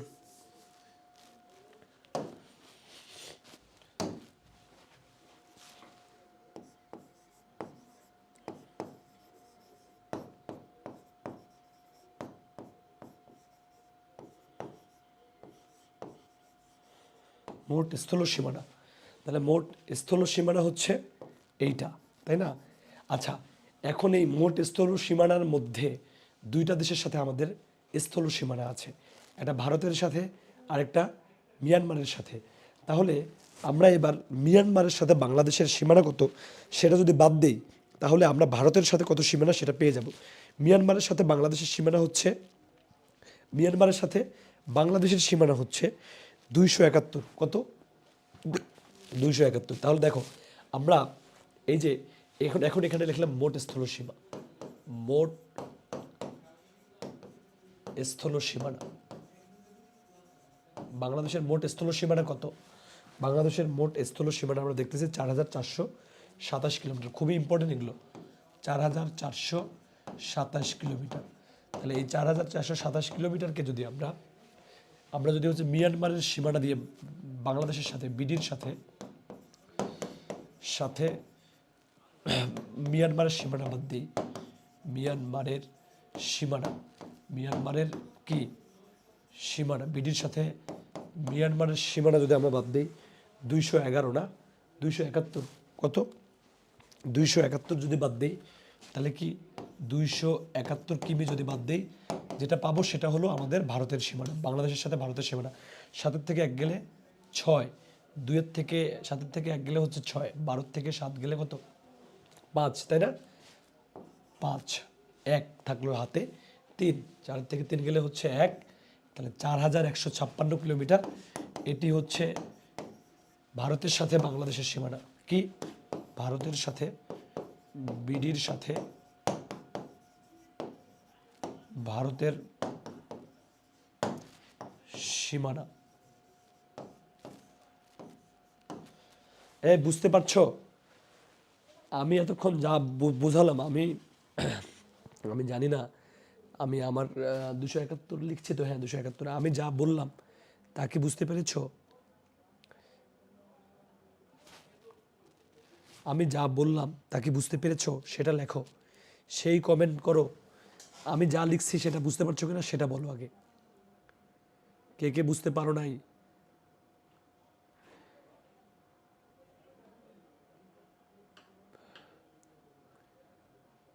এইখানে আর কোনো কনফিউশন কারো থাকবে? এইখানে কোনো কনফিউশন কারো থাকবে আরো? যদি থাকে আজকের ক্লাসটি যদি টেনে দেখো, হ্যাঁ আজকের ক্লাসটি যদি তুমি টেনে দেখো তাহলে আমার মনে হয় যে আর কোনো ঝামেলা তোমার এখানে হবে না। Thank you so much. তাহলে এই জিনিসটা খুবই গুরুত্বপূর্ণ ছিল, এটিকে বোঝানোর ট্রাই করলাম। তোমরা আরেকটা জিনিস এখান থেকে পড়বা,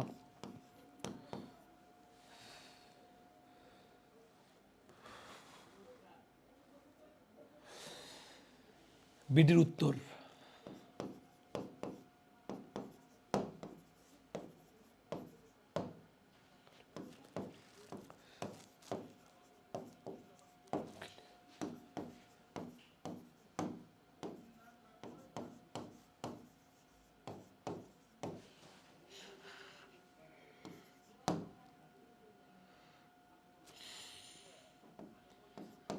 স্থান, এটা পড়তে হবে, এটা পড়বা, তোমরা পড়বা। এটা আমি আজকে না পড়াই কারণ এটা লিখলে আরো অনেক টাইম চলে যাবে। আমি অন্য আরেকটা বিষয় তোমাদেরকে পড়াবো, ঠিক আছে? দেখো উত্তরে কি, দক্ষিণে কি, পূর্বে কি বাংলাদেশের সীমানাগুলো, সেটা তোমরা জান্নাতুল ফেরদৌস একটু দেখে নিও ক্লাসটা 10-এ ভাই, হ্যাঁ রাইট। এই জিনিসগুলো বারবার ক্লিয়ার করে নেবা। আমি বলছি বাংলাদেশের উত্তরে যেমন পঞ্চগড়, পঞ্চগড়ের একদম উত্তরের উপজেলা হচ্ছে তেঁতুলিয়া, তেঁতুলিয়ার একদম উত্তরের যে জায়গাটা ইউনিয়ন সেটি হচ্ছে বাংলাবান্ধা, হ্যাঁ। তো এই যে জায়গাগুলো, এইটা তোমরা একটু পড়ে ফেলবা, এটা আমি আর না লেখাইলাম। ঠিক একইভাবে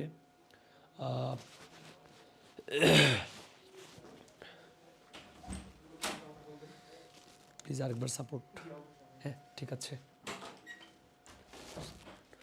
তাহলে যেটি বলছি, উত্তরের কি জেলা, দক্ষিণের কি জেলা, কক্সবাজার, সেন্ট মার্টিন, সেরাদ্বীপ, একদম সর্বদক্ষিণের স্থান, এগুলো তোমরা একবার লিখবা। এটা আমি নতুন করে আজকে না দেখালাম, কঠিন বিষয় যেগুলোতে গেট টু লাগে সেখানে যাব। তারপর যদি বলা হয় বাংলাদেশের পশ্চিমে কি বলে ওইটা, ওই যে চাঁপাইনবাবগঞ্জ, শিবগঞ্জ, মনাকষা, জাইগিরজোত, এটা তোমরা জানো। ঠিক একইভাবে আমরা যদি হচ্ছে পূর্বে যাই তাহলে কি বলবো, আমরা বান্দরবান পড়বো, বান্দরবানের একদম থানচি পড়বো, থানচির একদম আখাইনটং পড়বো।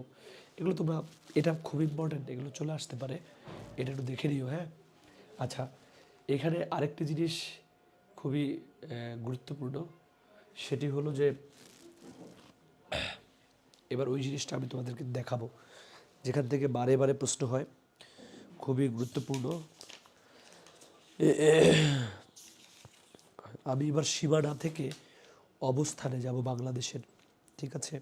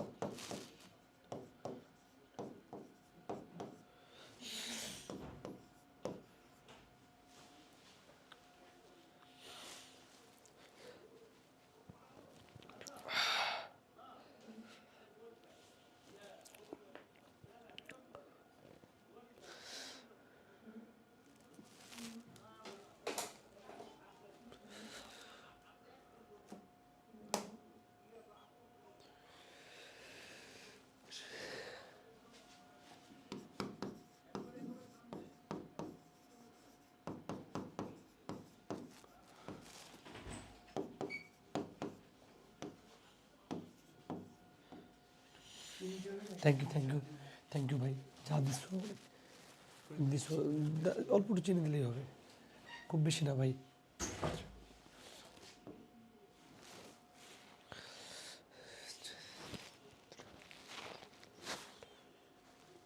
20°34', এটাকে বলা হয় 20°34'। খুবই গুরুত্বপূর্ণ, একদম মুখস্থ করে নিতে হবে। 20°34', 20°34', এটাকে পড়তে হবে 20°34', ঠিক আছে? আমার সাথে পড়ো, 20°34', উত্তর অক্ষরেখা হতে, উত্তর অক্ষরেখা হতে, উত্তর, এই দুটো মুখস্থ করলে আর লাগবে না কিছু, অক্ষরেখা হতে, অক্ষরেখা হতে, অক্ষরেখা হতে, একদম মুখস্থ করে নাও এটা। 26°38', উত্তর অক্ষাংশে, 26°38', উত্তর, এটা কিন্তু হচ্ছে ডিগ্রি, আর এটাকে বলা হয় মিনিট। হ্যাঁ, 20°34', উত্তর অক্ষরেখা হতে, 26°38', উত্তর, উত্তর অক্ষরেখায় বাংলাদেশ, অক্ষ,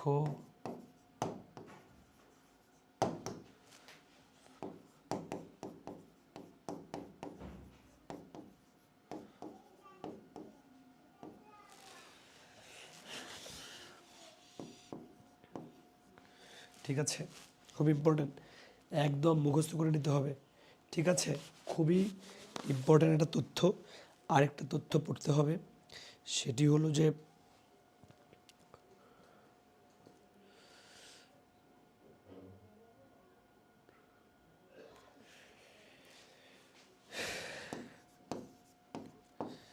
88°01', ঠিক আছে? দ্রাঘিমা রেখা হতে, পূর্ব দ্রাঘিমা রেখা হতে, পূর্ব দ্রাঘিমা, এটা মুখস্থ করে নাও, এটা এখন বোঝালে আমার আর ক্লাস শেষ করতে পারবো না। পূর্ব দ্রাঘিমা রেখা হতে, দ্রাঘিমা রেখা হতে কত, 92°41, 92°41', ঠিক আছে?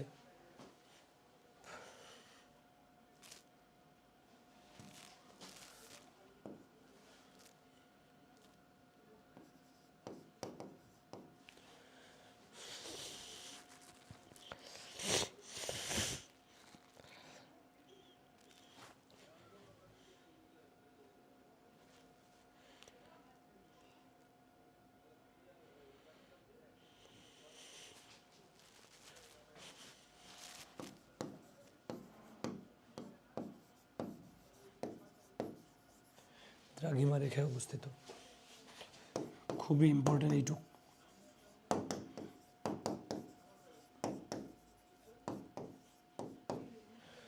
এইটুক লিখছো, এইটুক লিখো রে ভাই, এইটুক খুবই ইম্পর্টেন্ট, এইটুক মুখস্থ রাখতে হবে, এইটুক খুব ইম্পর্টেন্ট। আরেকটা জিনিস হচ্ছে যেটি গুরুত্বপূর্ণ, সেটি হলো যে বাংলাদেশের উপর দিয়ে, বিডির উপর দিয়ে কর্কট ক্রান্তি রেখা বয়ে গেছে। কর্কট ক্রান্তি রেখা, কর্কট ক্রান্তি, এটা একদম মুখস্থ করে ফেলো। ক্রান্তি রেখা, ক্রান্তি বানান কয়ের ফালা, কর্কট ক্রান্তি রেখা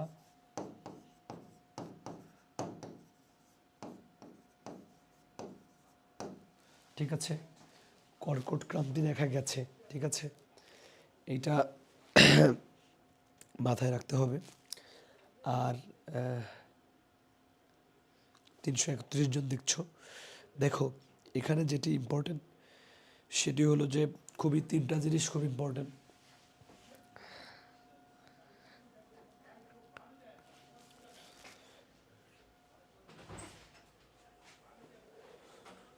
থ্যাংক ইউ ভাইয়া।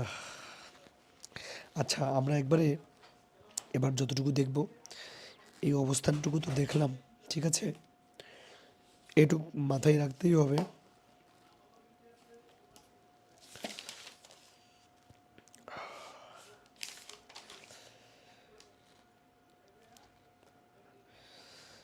একটা জিনিস আমরা বের হয়ে গেছিলাম, সেটা কি,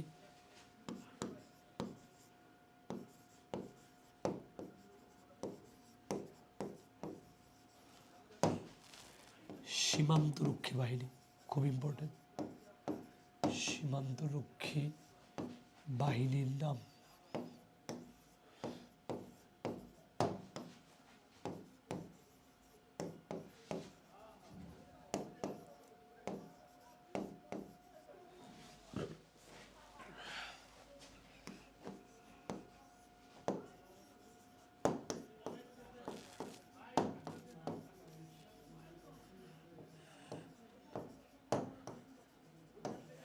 খুবই গুরুত্বপূর্ণ, খুবই গুরুত্বপূর্ণ। হ্যাঁ,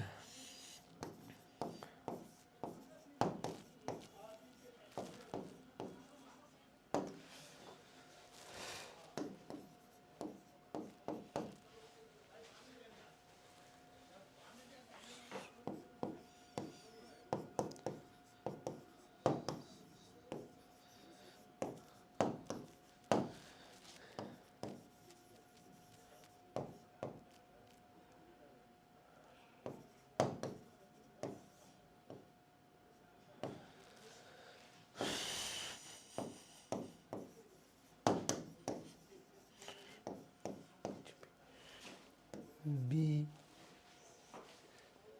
জি পি,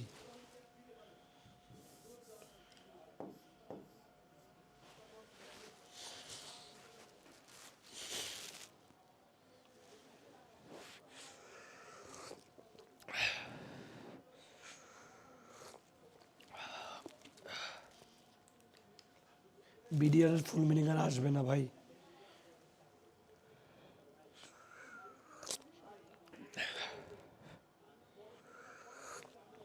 এই অপ্রাসঙ্গিক তথ্য আপাতত লাগবে না, শুধু এই তিনটা জানলেই হবে। বিজিপি, এটা হলো বিজিপি,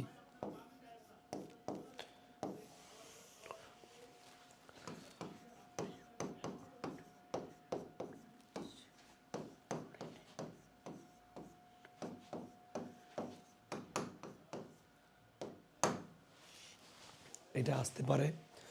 এই তিনটা যদি জানা থাকে আর কিচ্ছু আসবে না, শুধু এই তিনটা জানলেই হবে, দিয়ে দিতে পারে, ঠিক আছে। আর কি কি লাগবে আমি শুধু অতটুকুই বলতেছি, ঠিক আছে।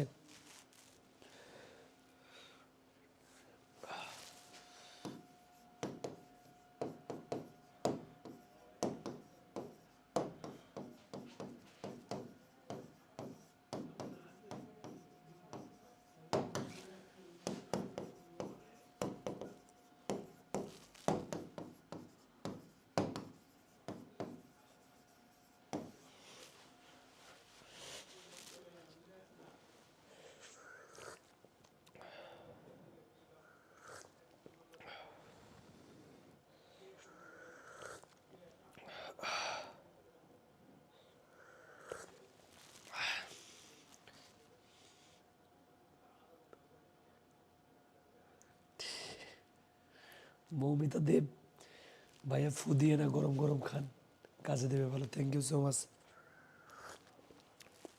এত গরম, ঠোঁট লাগালেই মনে করো যে গরমে আর ইয়ে করতে পারতেছে না। যাই হোক,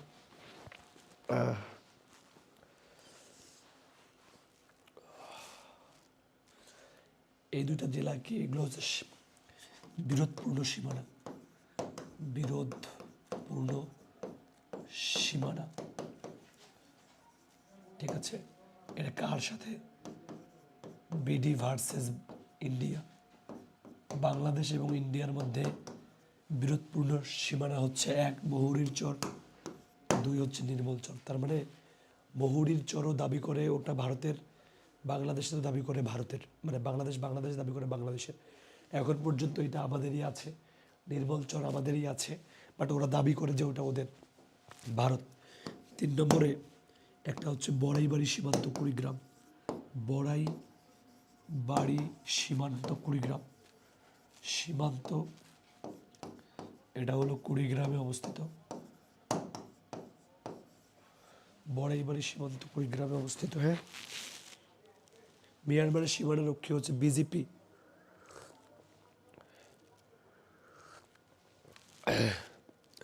আচ্ছা, আরেকটা বিষয় দেখো, বড়াইবাড়ি সীমান্ত, এটা হচ্ছে কুড়িগ্রামে। আরেকটা জিনিস বারে বারে আসে, সেটি হচ্ছে দক্ষিণ তালপট্টি দ্বীপ, দক্ষিণ, দতে দক্ষিণ, হ্যাঁ, দতে দক্ষিণ তালপট্টি, দতে দক্ষিণ তালপট্টি দ্বীপ। এই দক্ষিণ তালপট্টির দ্বীপটা হচ্ছে হাড়িয়া ভাঙ্গা নদীর সীমানায়। কোথায়? এটা হলো হাড়িয়া ভাঙ্গা নদীর সীমানায় এটা, ঠিক আছে, বা মোহনায়, মোহনায় বলতে পারো, সীমানায়ও বলতে পারো। দক্ষিণ তালপট্টি দ্বীপ, এইটা সাতক্ষীরায়। কোথায়? সাতক্ষীরা। এটাও ভারত বলে যে আমাদের, বাংলাদেশ বলে আমাদের।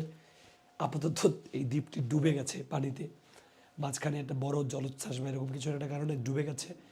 এখন এটা ভারতেরও মানে এখানে তো আর কিছু হচ্ছে না। এই দ্বীপটি ভারত দাবি করতো তাদের, বাংলাদেশও দাবি করতো তাদের,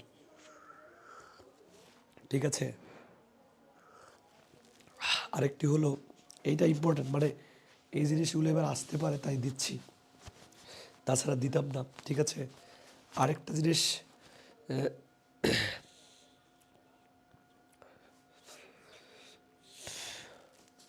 এই কয়েকটা জিনিস পড়লেই মোটামুটি হয়ে যায়, আর লাগে না রে ভাই। আচ্ছা, আর কি জানি পড়াবো? হ্যাঁ,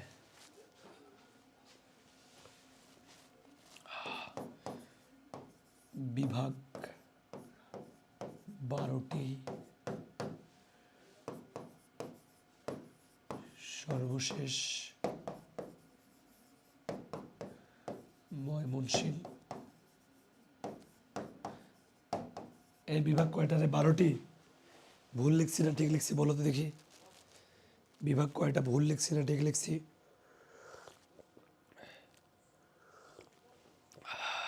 ভুল লিখছি না ঠিক লিখছি? বিভাগ কয়টা বিভাগ দেখে ওরাই পারে কিনা। 2015 সালে সর্বশেষ বিভাগ হয়, 2015 সালে ময়মনসিংহ বিভাগ হয়। জেলা 64,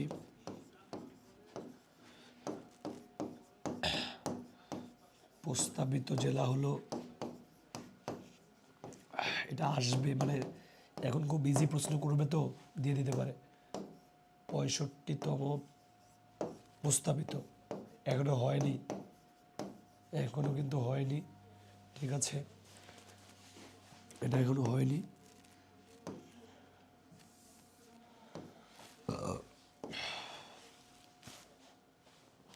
আমি বলছি বিভাগ কয়টা, মানবিক গুণাবলী পড়াবো, এত অস্থির হলে তো হবে না রে ভাই।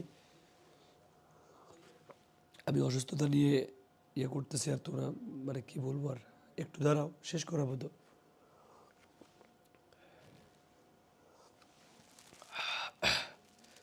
আচ্ছা, জেলা 64টি, এই বিভাগ কয়টা বলছি তো, দেখো: রংপুর, রাজশাহী, খুলনা, বরিশাল, চট্টগ্রাম, সিলেট, ঢাকা, ময়মনসিংহ। কয়টা হয় এই বিভাগ কয়টা? একজন উত্তর করতে পারলো না বিভাগ কয়টা বাংলাদেশে। তো তোর নাবিল জিকে কেমন সেটা নিয়ে চলে আসছে। পোলাপাইনরা এত বলি যে জুবাইর জিকের টপিকগুলো দেখলেই হয়ে যায়। এই জেলা বাংলাদেশে বিভাগ কয়টা? 12টা আর না 8টা? কয়টা এইটা বলতে পারে না কেউ? 8টি। আমি লিখছি 12টি।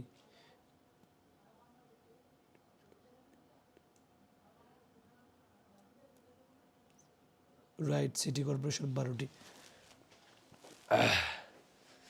এটা 8টি রে ভাই, শুধু এটা লিখলেই হবে। দেখো, আয়তনে বড় বিভাগ, আয়তনে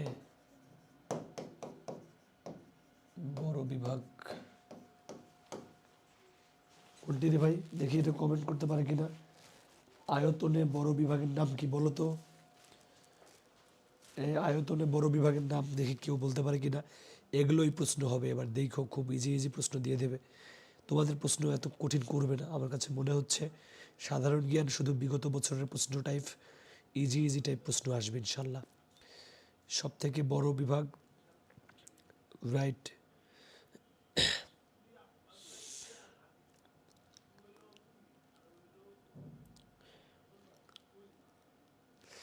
রাইট, আয়তনে ঢাকা, আসলে চট্টগ্রাম, কিন্তু প্রশাসনিকভাবে চট্টগ্রাম, চট্টগ্রাম কিন্তু কিন্তু প্রশাসনিকভাবে বড়, প্রশাসনিকভাবে বড় ঢাকা, প্রশাসনিকভাবে বড় ঢাকা। আরেকটা আছে ঢাকা বিভাগে জেলা, এটা পরীক্ষায় আসে। ঢাকা বিভাগে, ঢাকা বিভাগে মোট জেলা 13টি।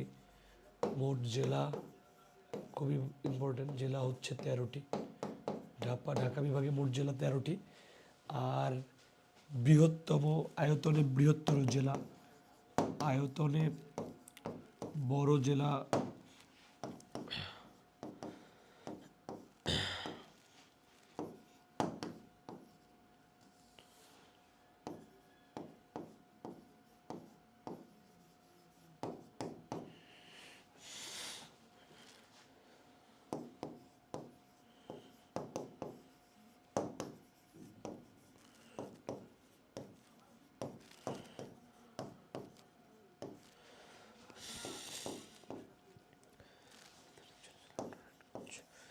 এতটুকু জানলেই হবে।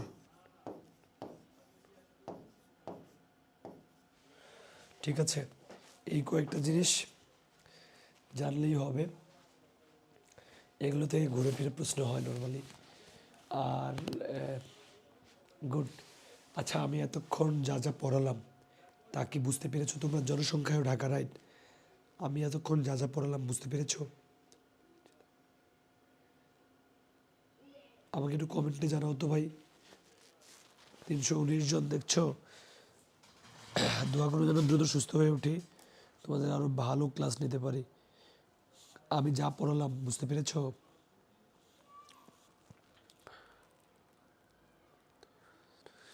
ইউটিউবে সবার আগে দেখে নাই না? আচ্ছা, অল ক্লিয়ার, ওকে ফাইন। আচ্ছা, এবার আমি তোমাদের আর বেশি আমি কন্টিনিউ করতে পারবো না, যেহেতু অসুস্থ আমি। সো আমি একটা ধারণা দেওয়ার ট্রাই করেছি খুব ভালো মতো। জাতীয় বিষয়গুলো আমি এর আগে বিভিন্নভাবে করিয়েছি। গলাটা ভালো হয়ে গেলে বাংলাদেশের জাতীয় বিষয়াবলী অন্য অন্য টপিকের সাথে আমি অ্যাড করে বলবো। এখন আমি একটু মানবিক গুণাবলীতে যাব, কারণ আমি আর পারছি না। এবং আমি জানি আমি এখনও তোমাদের জাতীয় বিষয়াবলী পড়াইনি। জাতীয় বিষয়াবলীতে বাংলাদেশের জাতীয় সঙ্গীত পড়ানো হয়, জাতীয় পতাকা পড়ানো হয়, জাতীয় মনোগ্রাম পড়ানো হয়। এগুলো আমি পড়াবো আমি একটা একটা করে, কিন্তু মানবিক গুণাবলীটা একটু দেখা যাচ্ছি।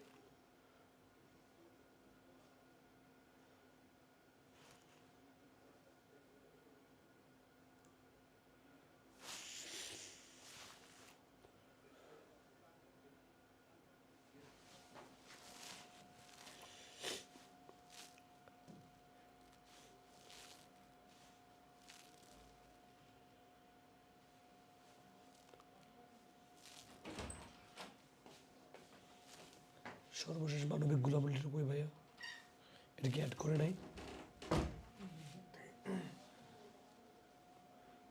ওরে বাবা, এতগুলো মানবিক গুণাবলী শেষে আছে না?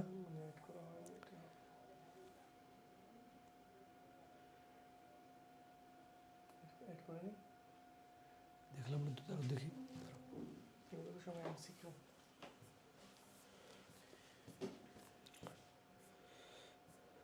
এখন কি দেয়া যাবে এটা মেডিকেলের লাস্ট যে প্রশ্ন সাধারণ জ্ঞান, এটা কি অ্যাড করা যাবে এখন? আচ্ছা শোনো, তোমরা আমার সাথে একটু টাইম দাও, তোমরা প্রশ্ন করো, আমি তোমাদের একটু মানবিক গুণাবলী সম্বন্ধে প্রশ্ন দেখাবো এবং কেমনে উত্তর করতে হয় সেটা বোঝাবো। জাস্ট ওইটা সম্বন্ধে 2-3 মিনিট কথা বলবো, যেটা তোমাদের জন্য অনেক গুরুত্বপূর্ণ হবে, ঠিক আছে? আর তোমরা আমাকে বলো যে সাধারণ জ্ঞান তোমাদের এখন থেকে যে ক্লাসগুলো হবে সেই ক্লাসে অতিরিক্ত তথ্য আমি আর পড়াবো না, যা দরকার শুধু তাই পড়াবো। কারণ এতদিন হচ্ছে পড়াতাম। আচ্ছা, এমসিকিউ দেওয়া আছে। আমি যেটা বলতেছিলাম সেটা হলো যে আচ্ছা আচ্ছা, না দেখতেছি তাহলে। আচ্ছা না, আমি একটু দেখিনি, দেখতেছি।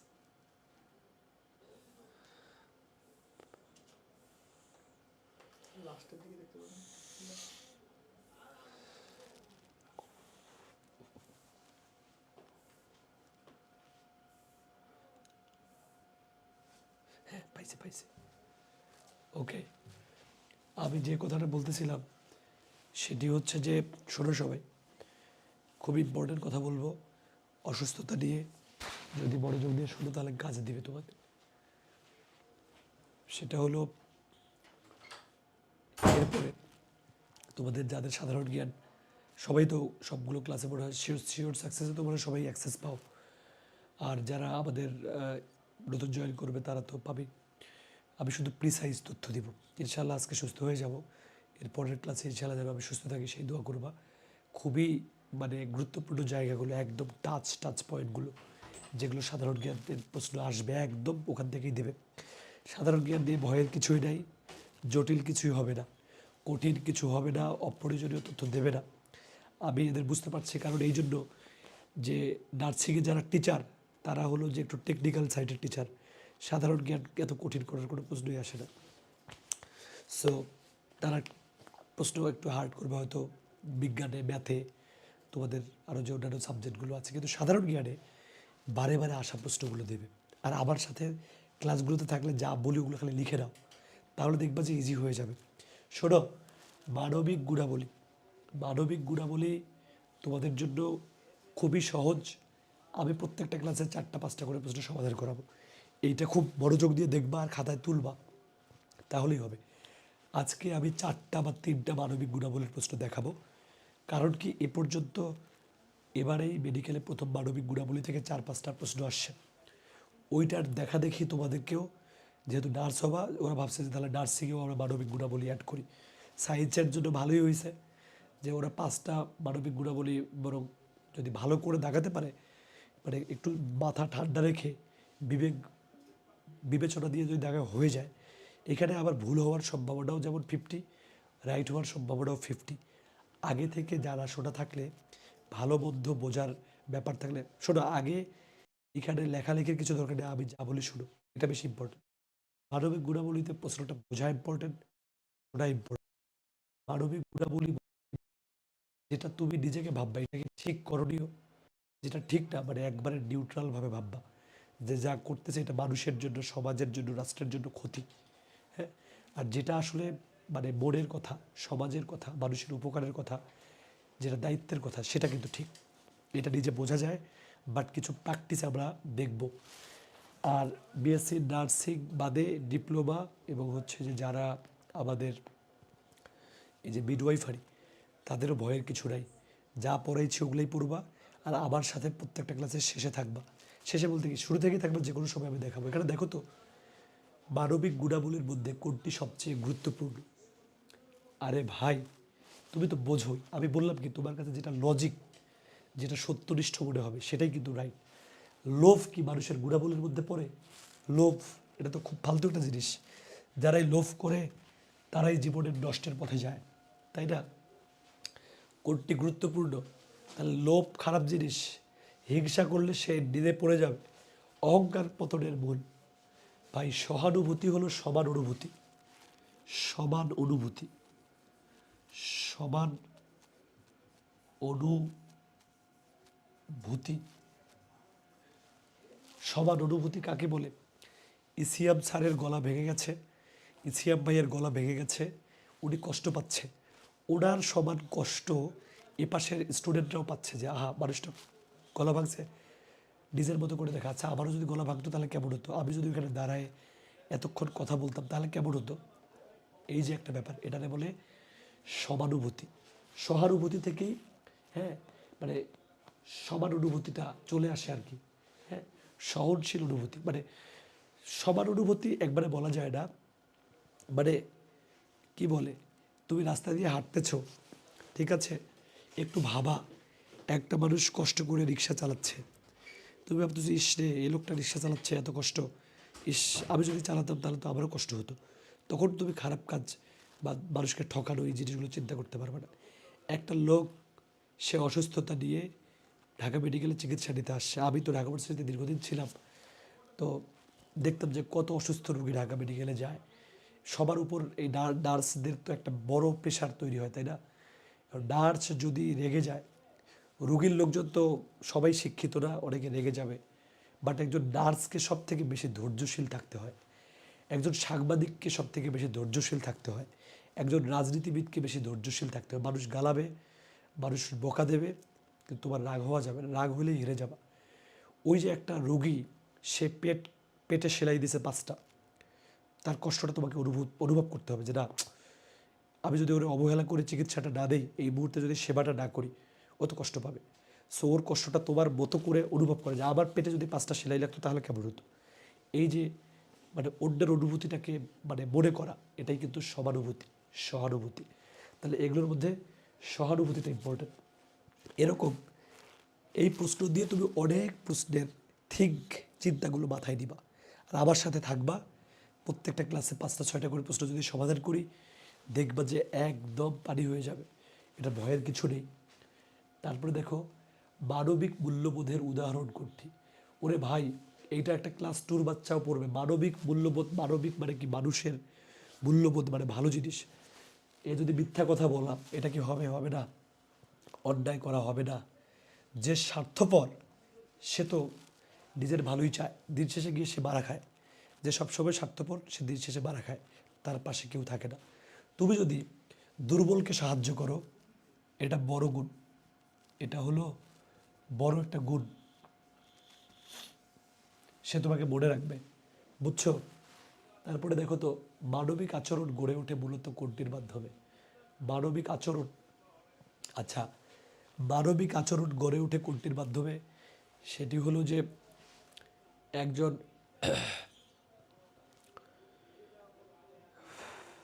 ব্যক্তির বয়স ধরো 50 বছর, তার কোটি কোটি টাকা আছে, আর একটা তোমার বয়স কত বছর, তোমার বয়স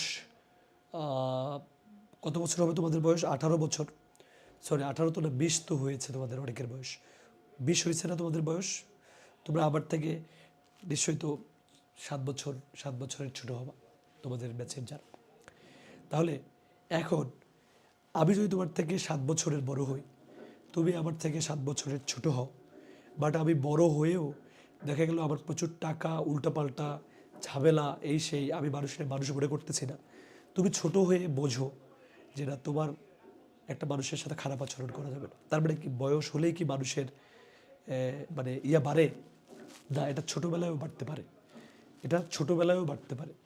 তোমরা একটা জিনিস দেখবা, আমরা দেখেছি যে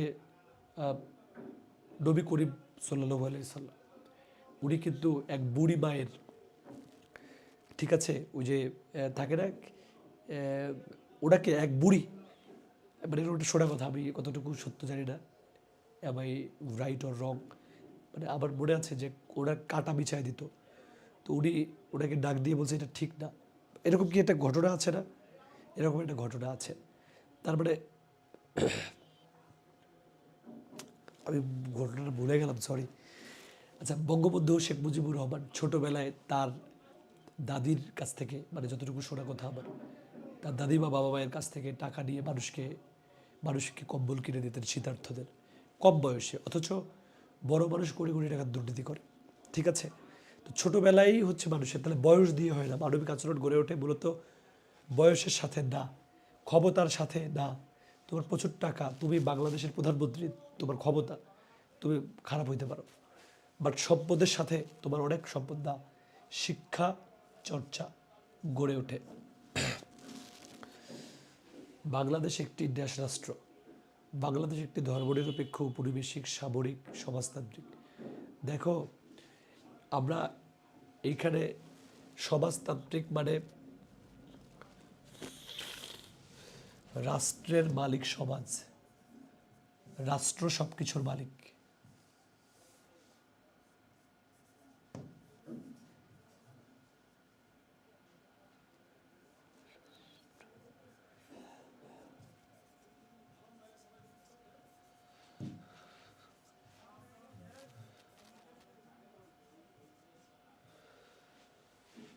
এই তোমার যে বাড়িটা, তুমি যেখানে বাস করছো, সেই বাড়িটা, এখানে অনেকে আছো, কারো বাবার 30 বিঘা সম্পত্তি আছে, কারো বাবার 2 বিঘা সম্পত্তি আছে, কারো বাবার নাই।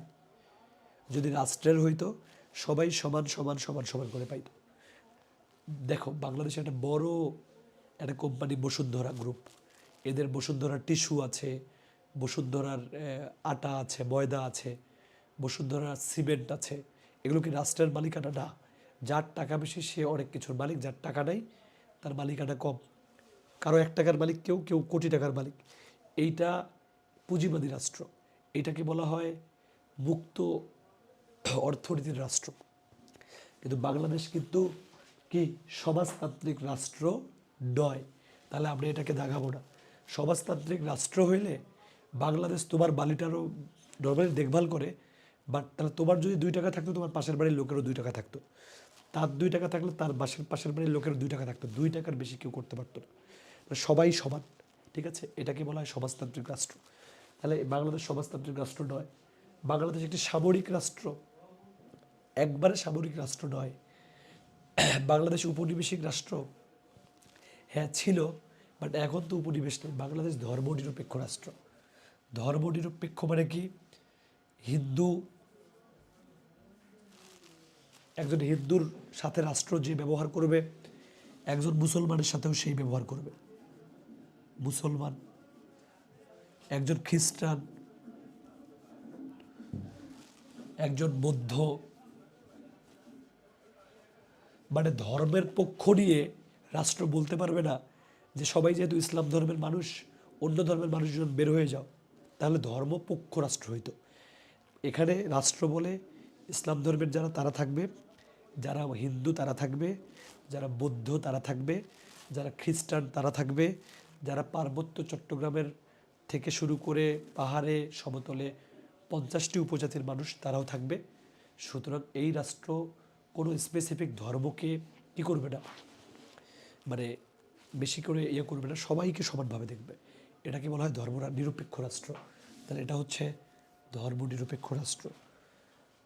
একটা দেখো, মানবিক গুণাবলী সমাজে কী সৃষ্টি করে ভাই? সংঘাত মানে কনফ্লিক্ট, মারামারি। মানবিক গুণাবলী তোমার মধ্যে যদি থাকে, তুমি ভালো মানুষ হলে তোমার মধ্যে সংঘাত হবে না, বিশৃঙ্খলা করবে না, বৈষম্য করবে না, শান্তি তৈরি করবে। মানবিক গুণাবলীর সমাজে কি করে? শান্তি তৈরি করে।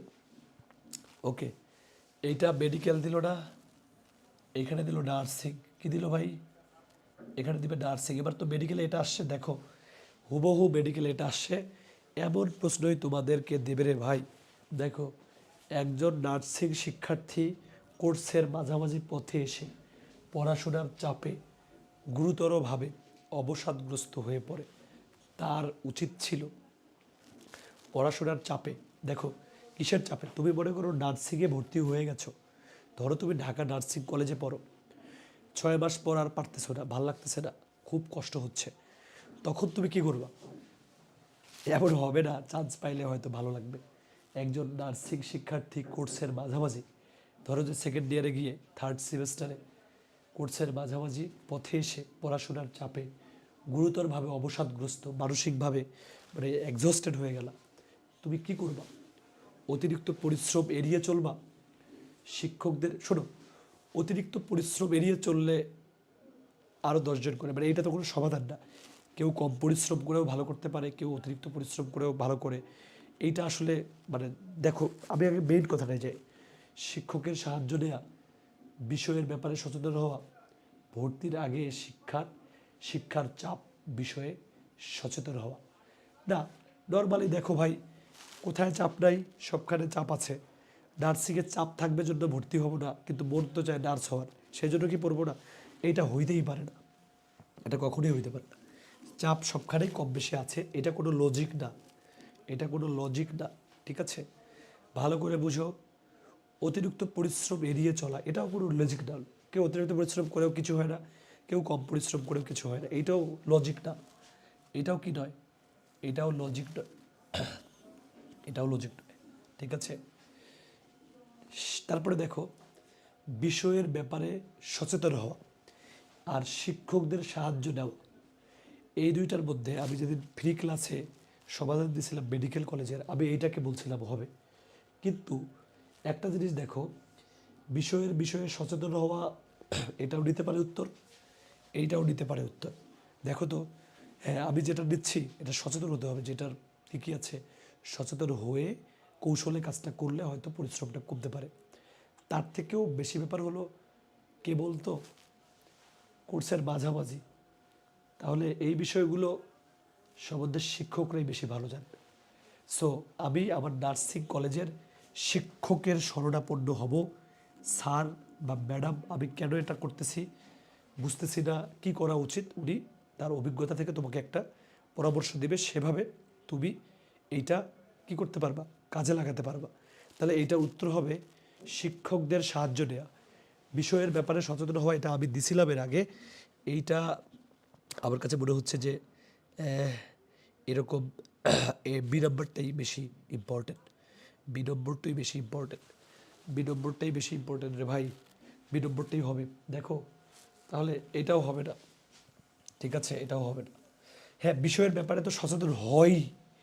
নার্সিং মেডিকেলে পরিশ্রম করলেও হয়, কম করেও নার্স হওয়া যায়, তার মানে কৌশলটা বুঝতে হবে।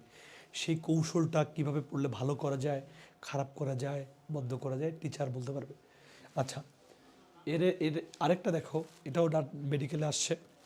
প্রশ্নটা ছিল, একজন শিক্ষার্থী নিজে পরীক্ষায় অকৃতকার্য হলেও বন্ধুর সফলতায় তাকে অভিনন্দন জানালো। তুমি নার্সিংয়ে তোমার ধরো যে এসএসসি পরীক্ষায় তুমি ধরো যে অঙ্কে ফেল করছো, আরে ধরলাম, ধরতে তো সমস্যা, তোমার সব এসএসসি পাস করে আসছো, এই জন্য এসএসসির উদাহরণটা দিলাম।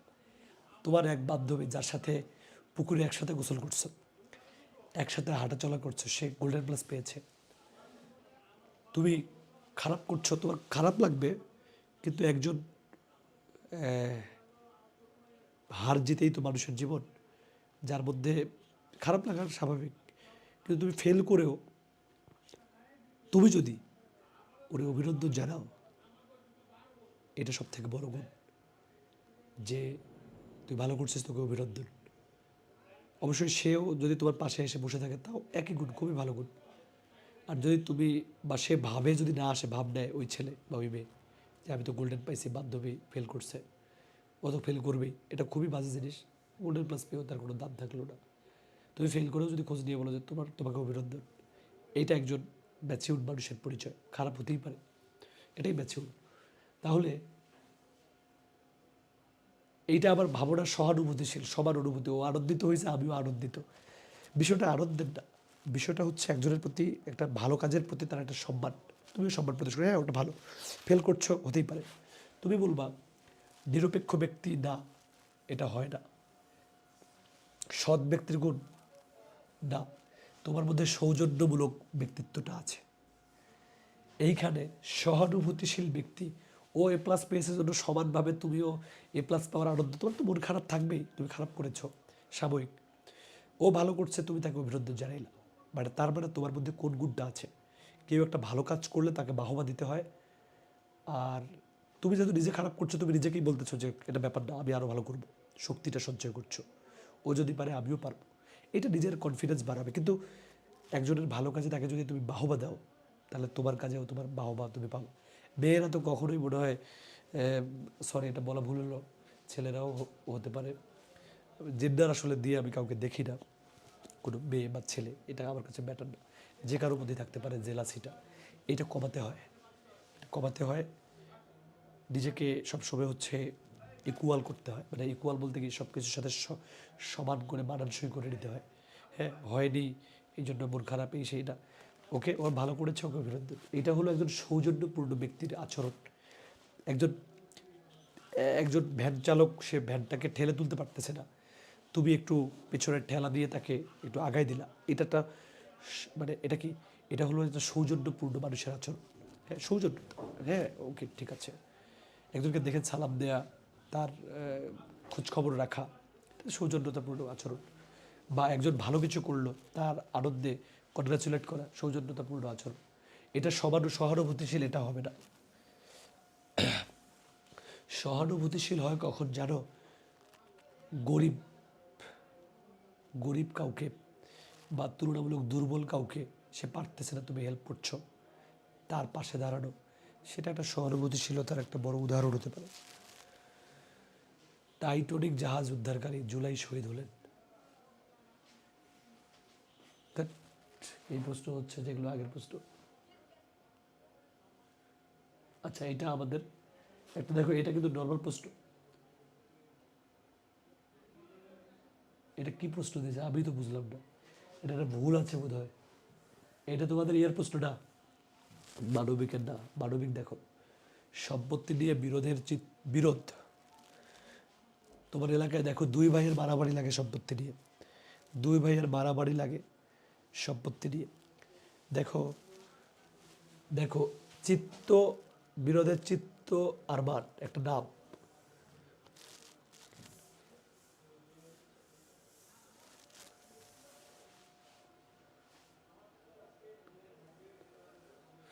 একটা ছেলের নাম চিত্ত আরমান, আর একটা সালমান, এরা দুই ভাই। এদের মধ্যে জমাজমের ঝামেলা লাগলো, সম্পত্তি নিয়ে মারামারি লাগলো। হ্যাঁ, তুমি হয়তো এর ভালো বন্ধু হতে পারো, এর ভালো বন্ধু হতে পারো, অথবা দুজনেরই ভালো বন্ধু হইতে পারে। তার মানে কি, ভালো বন্ধু হিসেবে তুমি কি করবা? তুমি যদি চিত্তর সাথে তোমার ভাব বেশি থাকে, তুমি চিত্তর পক্ষ নিয়ে বলবা যে আরমান তুই কেন আমার বন্ধুর সাথে ঝামেলা করতেছিস, তোর ভাই, এটা বলা যাবে না। যারই হোক, স্বজন প্রীতি চলবে না। তোমার বন্ধু বেস্ট ফ্রেন্ডরা যদি খারাপ কাজ করে সেটা খারাপ, তোমার হাজবেন্ড যদি খারাপ কাজ করে সেটা অবশ্যই খারাপ, সেটা অবশ্যই প্রতিবাদ করতে হবে। তোমার বউ যদি খারাপ কাজ করে সেটার প্রতিবাদ করতে হবে। তোমার বাবা, তোমার আব্বা, মানে এটা আমাদের সবারই, যে কেউ খারাপ একটা সিদ্ধান্ত নিতে পারে, সেটাকে প্রতিবাদ করতে হবে, যেটা ঠিক না বোঝাতে হবে। সো খুব কাছের জন্য তার পক্ষ নেব, তার বন্ধু হিসেবে উচিত হবে বিরোধ নিষ্পত্তিতে দুজনকে সহায়তা করা, দুর্বলের পক্ষ নেওয়া না। দুর্বলের পক্ষ মানে সম্পত্তির জন্য তুমি দুর্বল যে তার পক্ষ নেবে না, সবলের পক্ষ না, উভয়ে এড়িয়ে চলা না। আমরা তো বেসিক্যালি এখন এটা করি, ঝামেলা এড়িয়ে চলি, কিছুই বলি না। বেসিক্যালি বিরোধ নিষ্পত্তিতে সহায়তা করতে হবে, যে আসুন আমরা সহায়তা করি, কেমনে করা যায় সেটা ভাবি। হ্যাঁ, ক্রিকেটার মুশফিকুর রহিম তার ১৭তম টেস্ট ম্যাচে একটি সেঞ্চুরি করেন। তার এই সাফল্যের পেছনে রয়েছে তার ক্রিকেট বিষয়ে জ্ঞান, কঠোর অনুশীলন,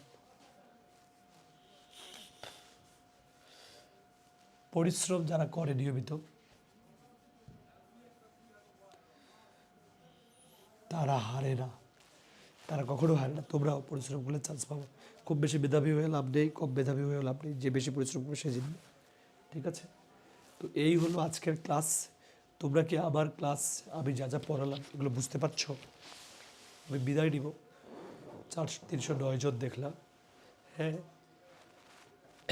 জয়দেব বিশ্বাস জয়, তুমি এখনো দেখতেছো? আচ্ছা, আমার গলা তো একদম শেষ।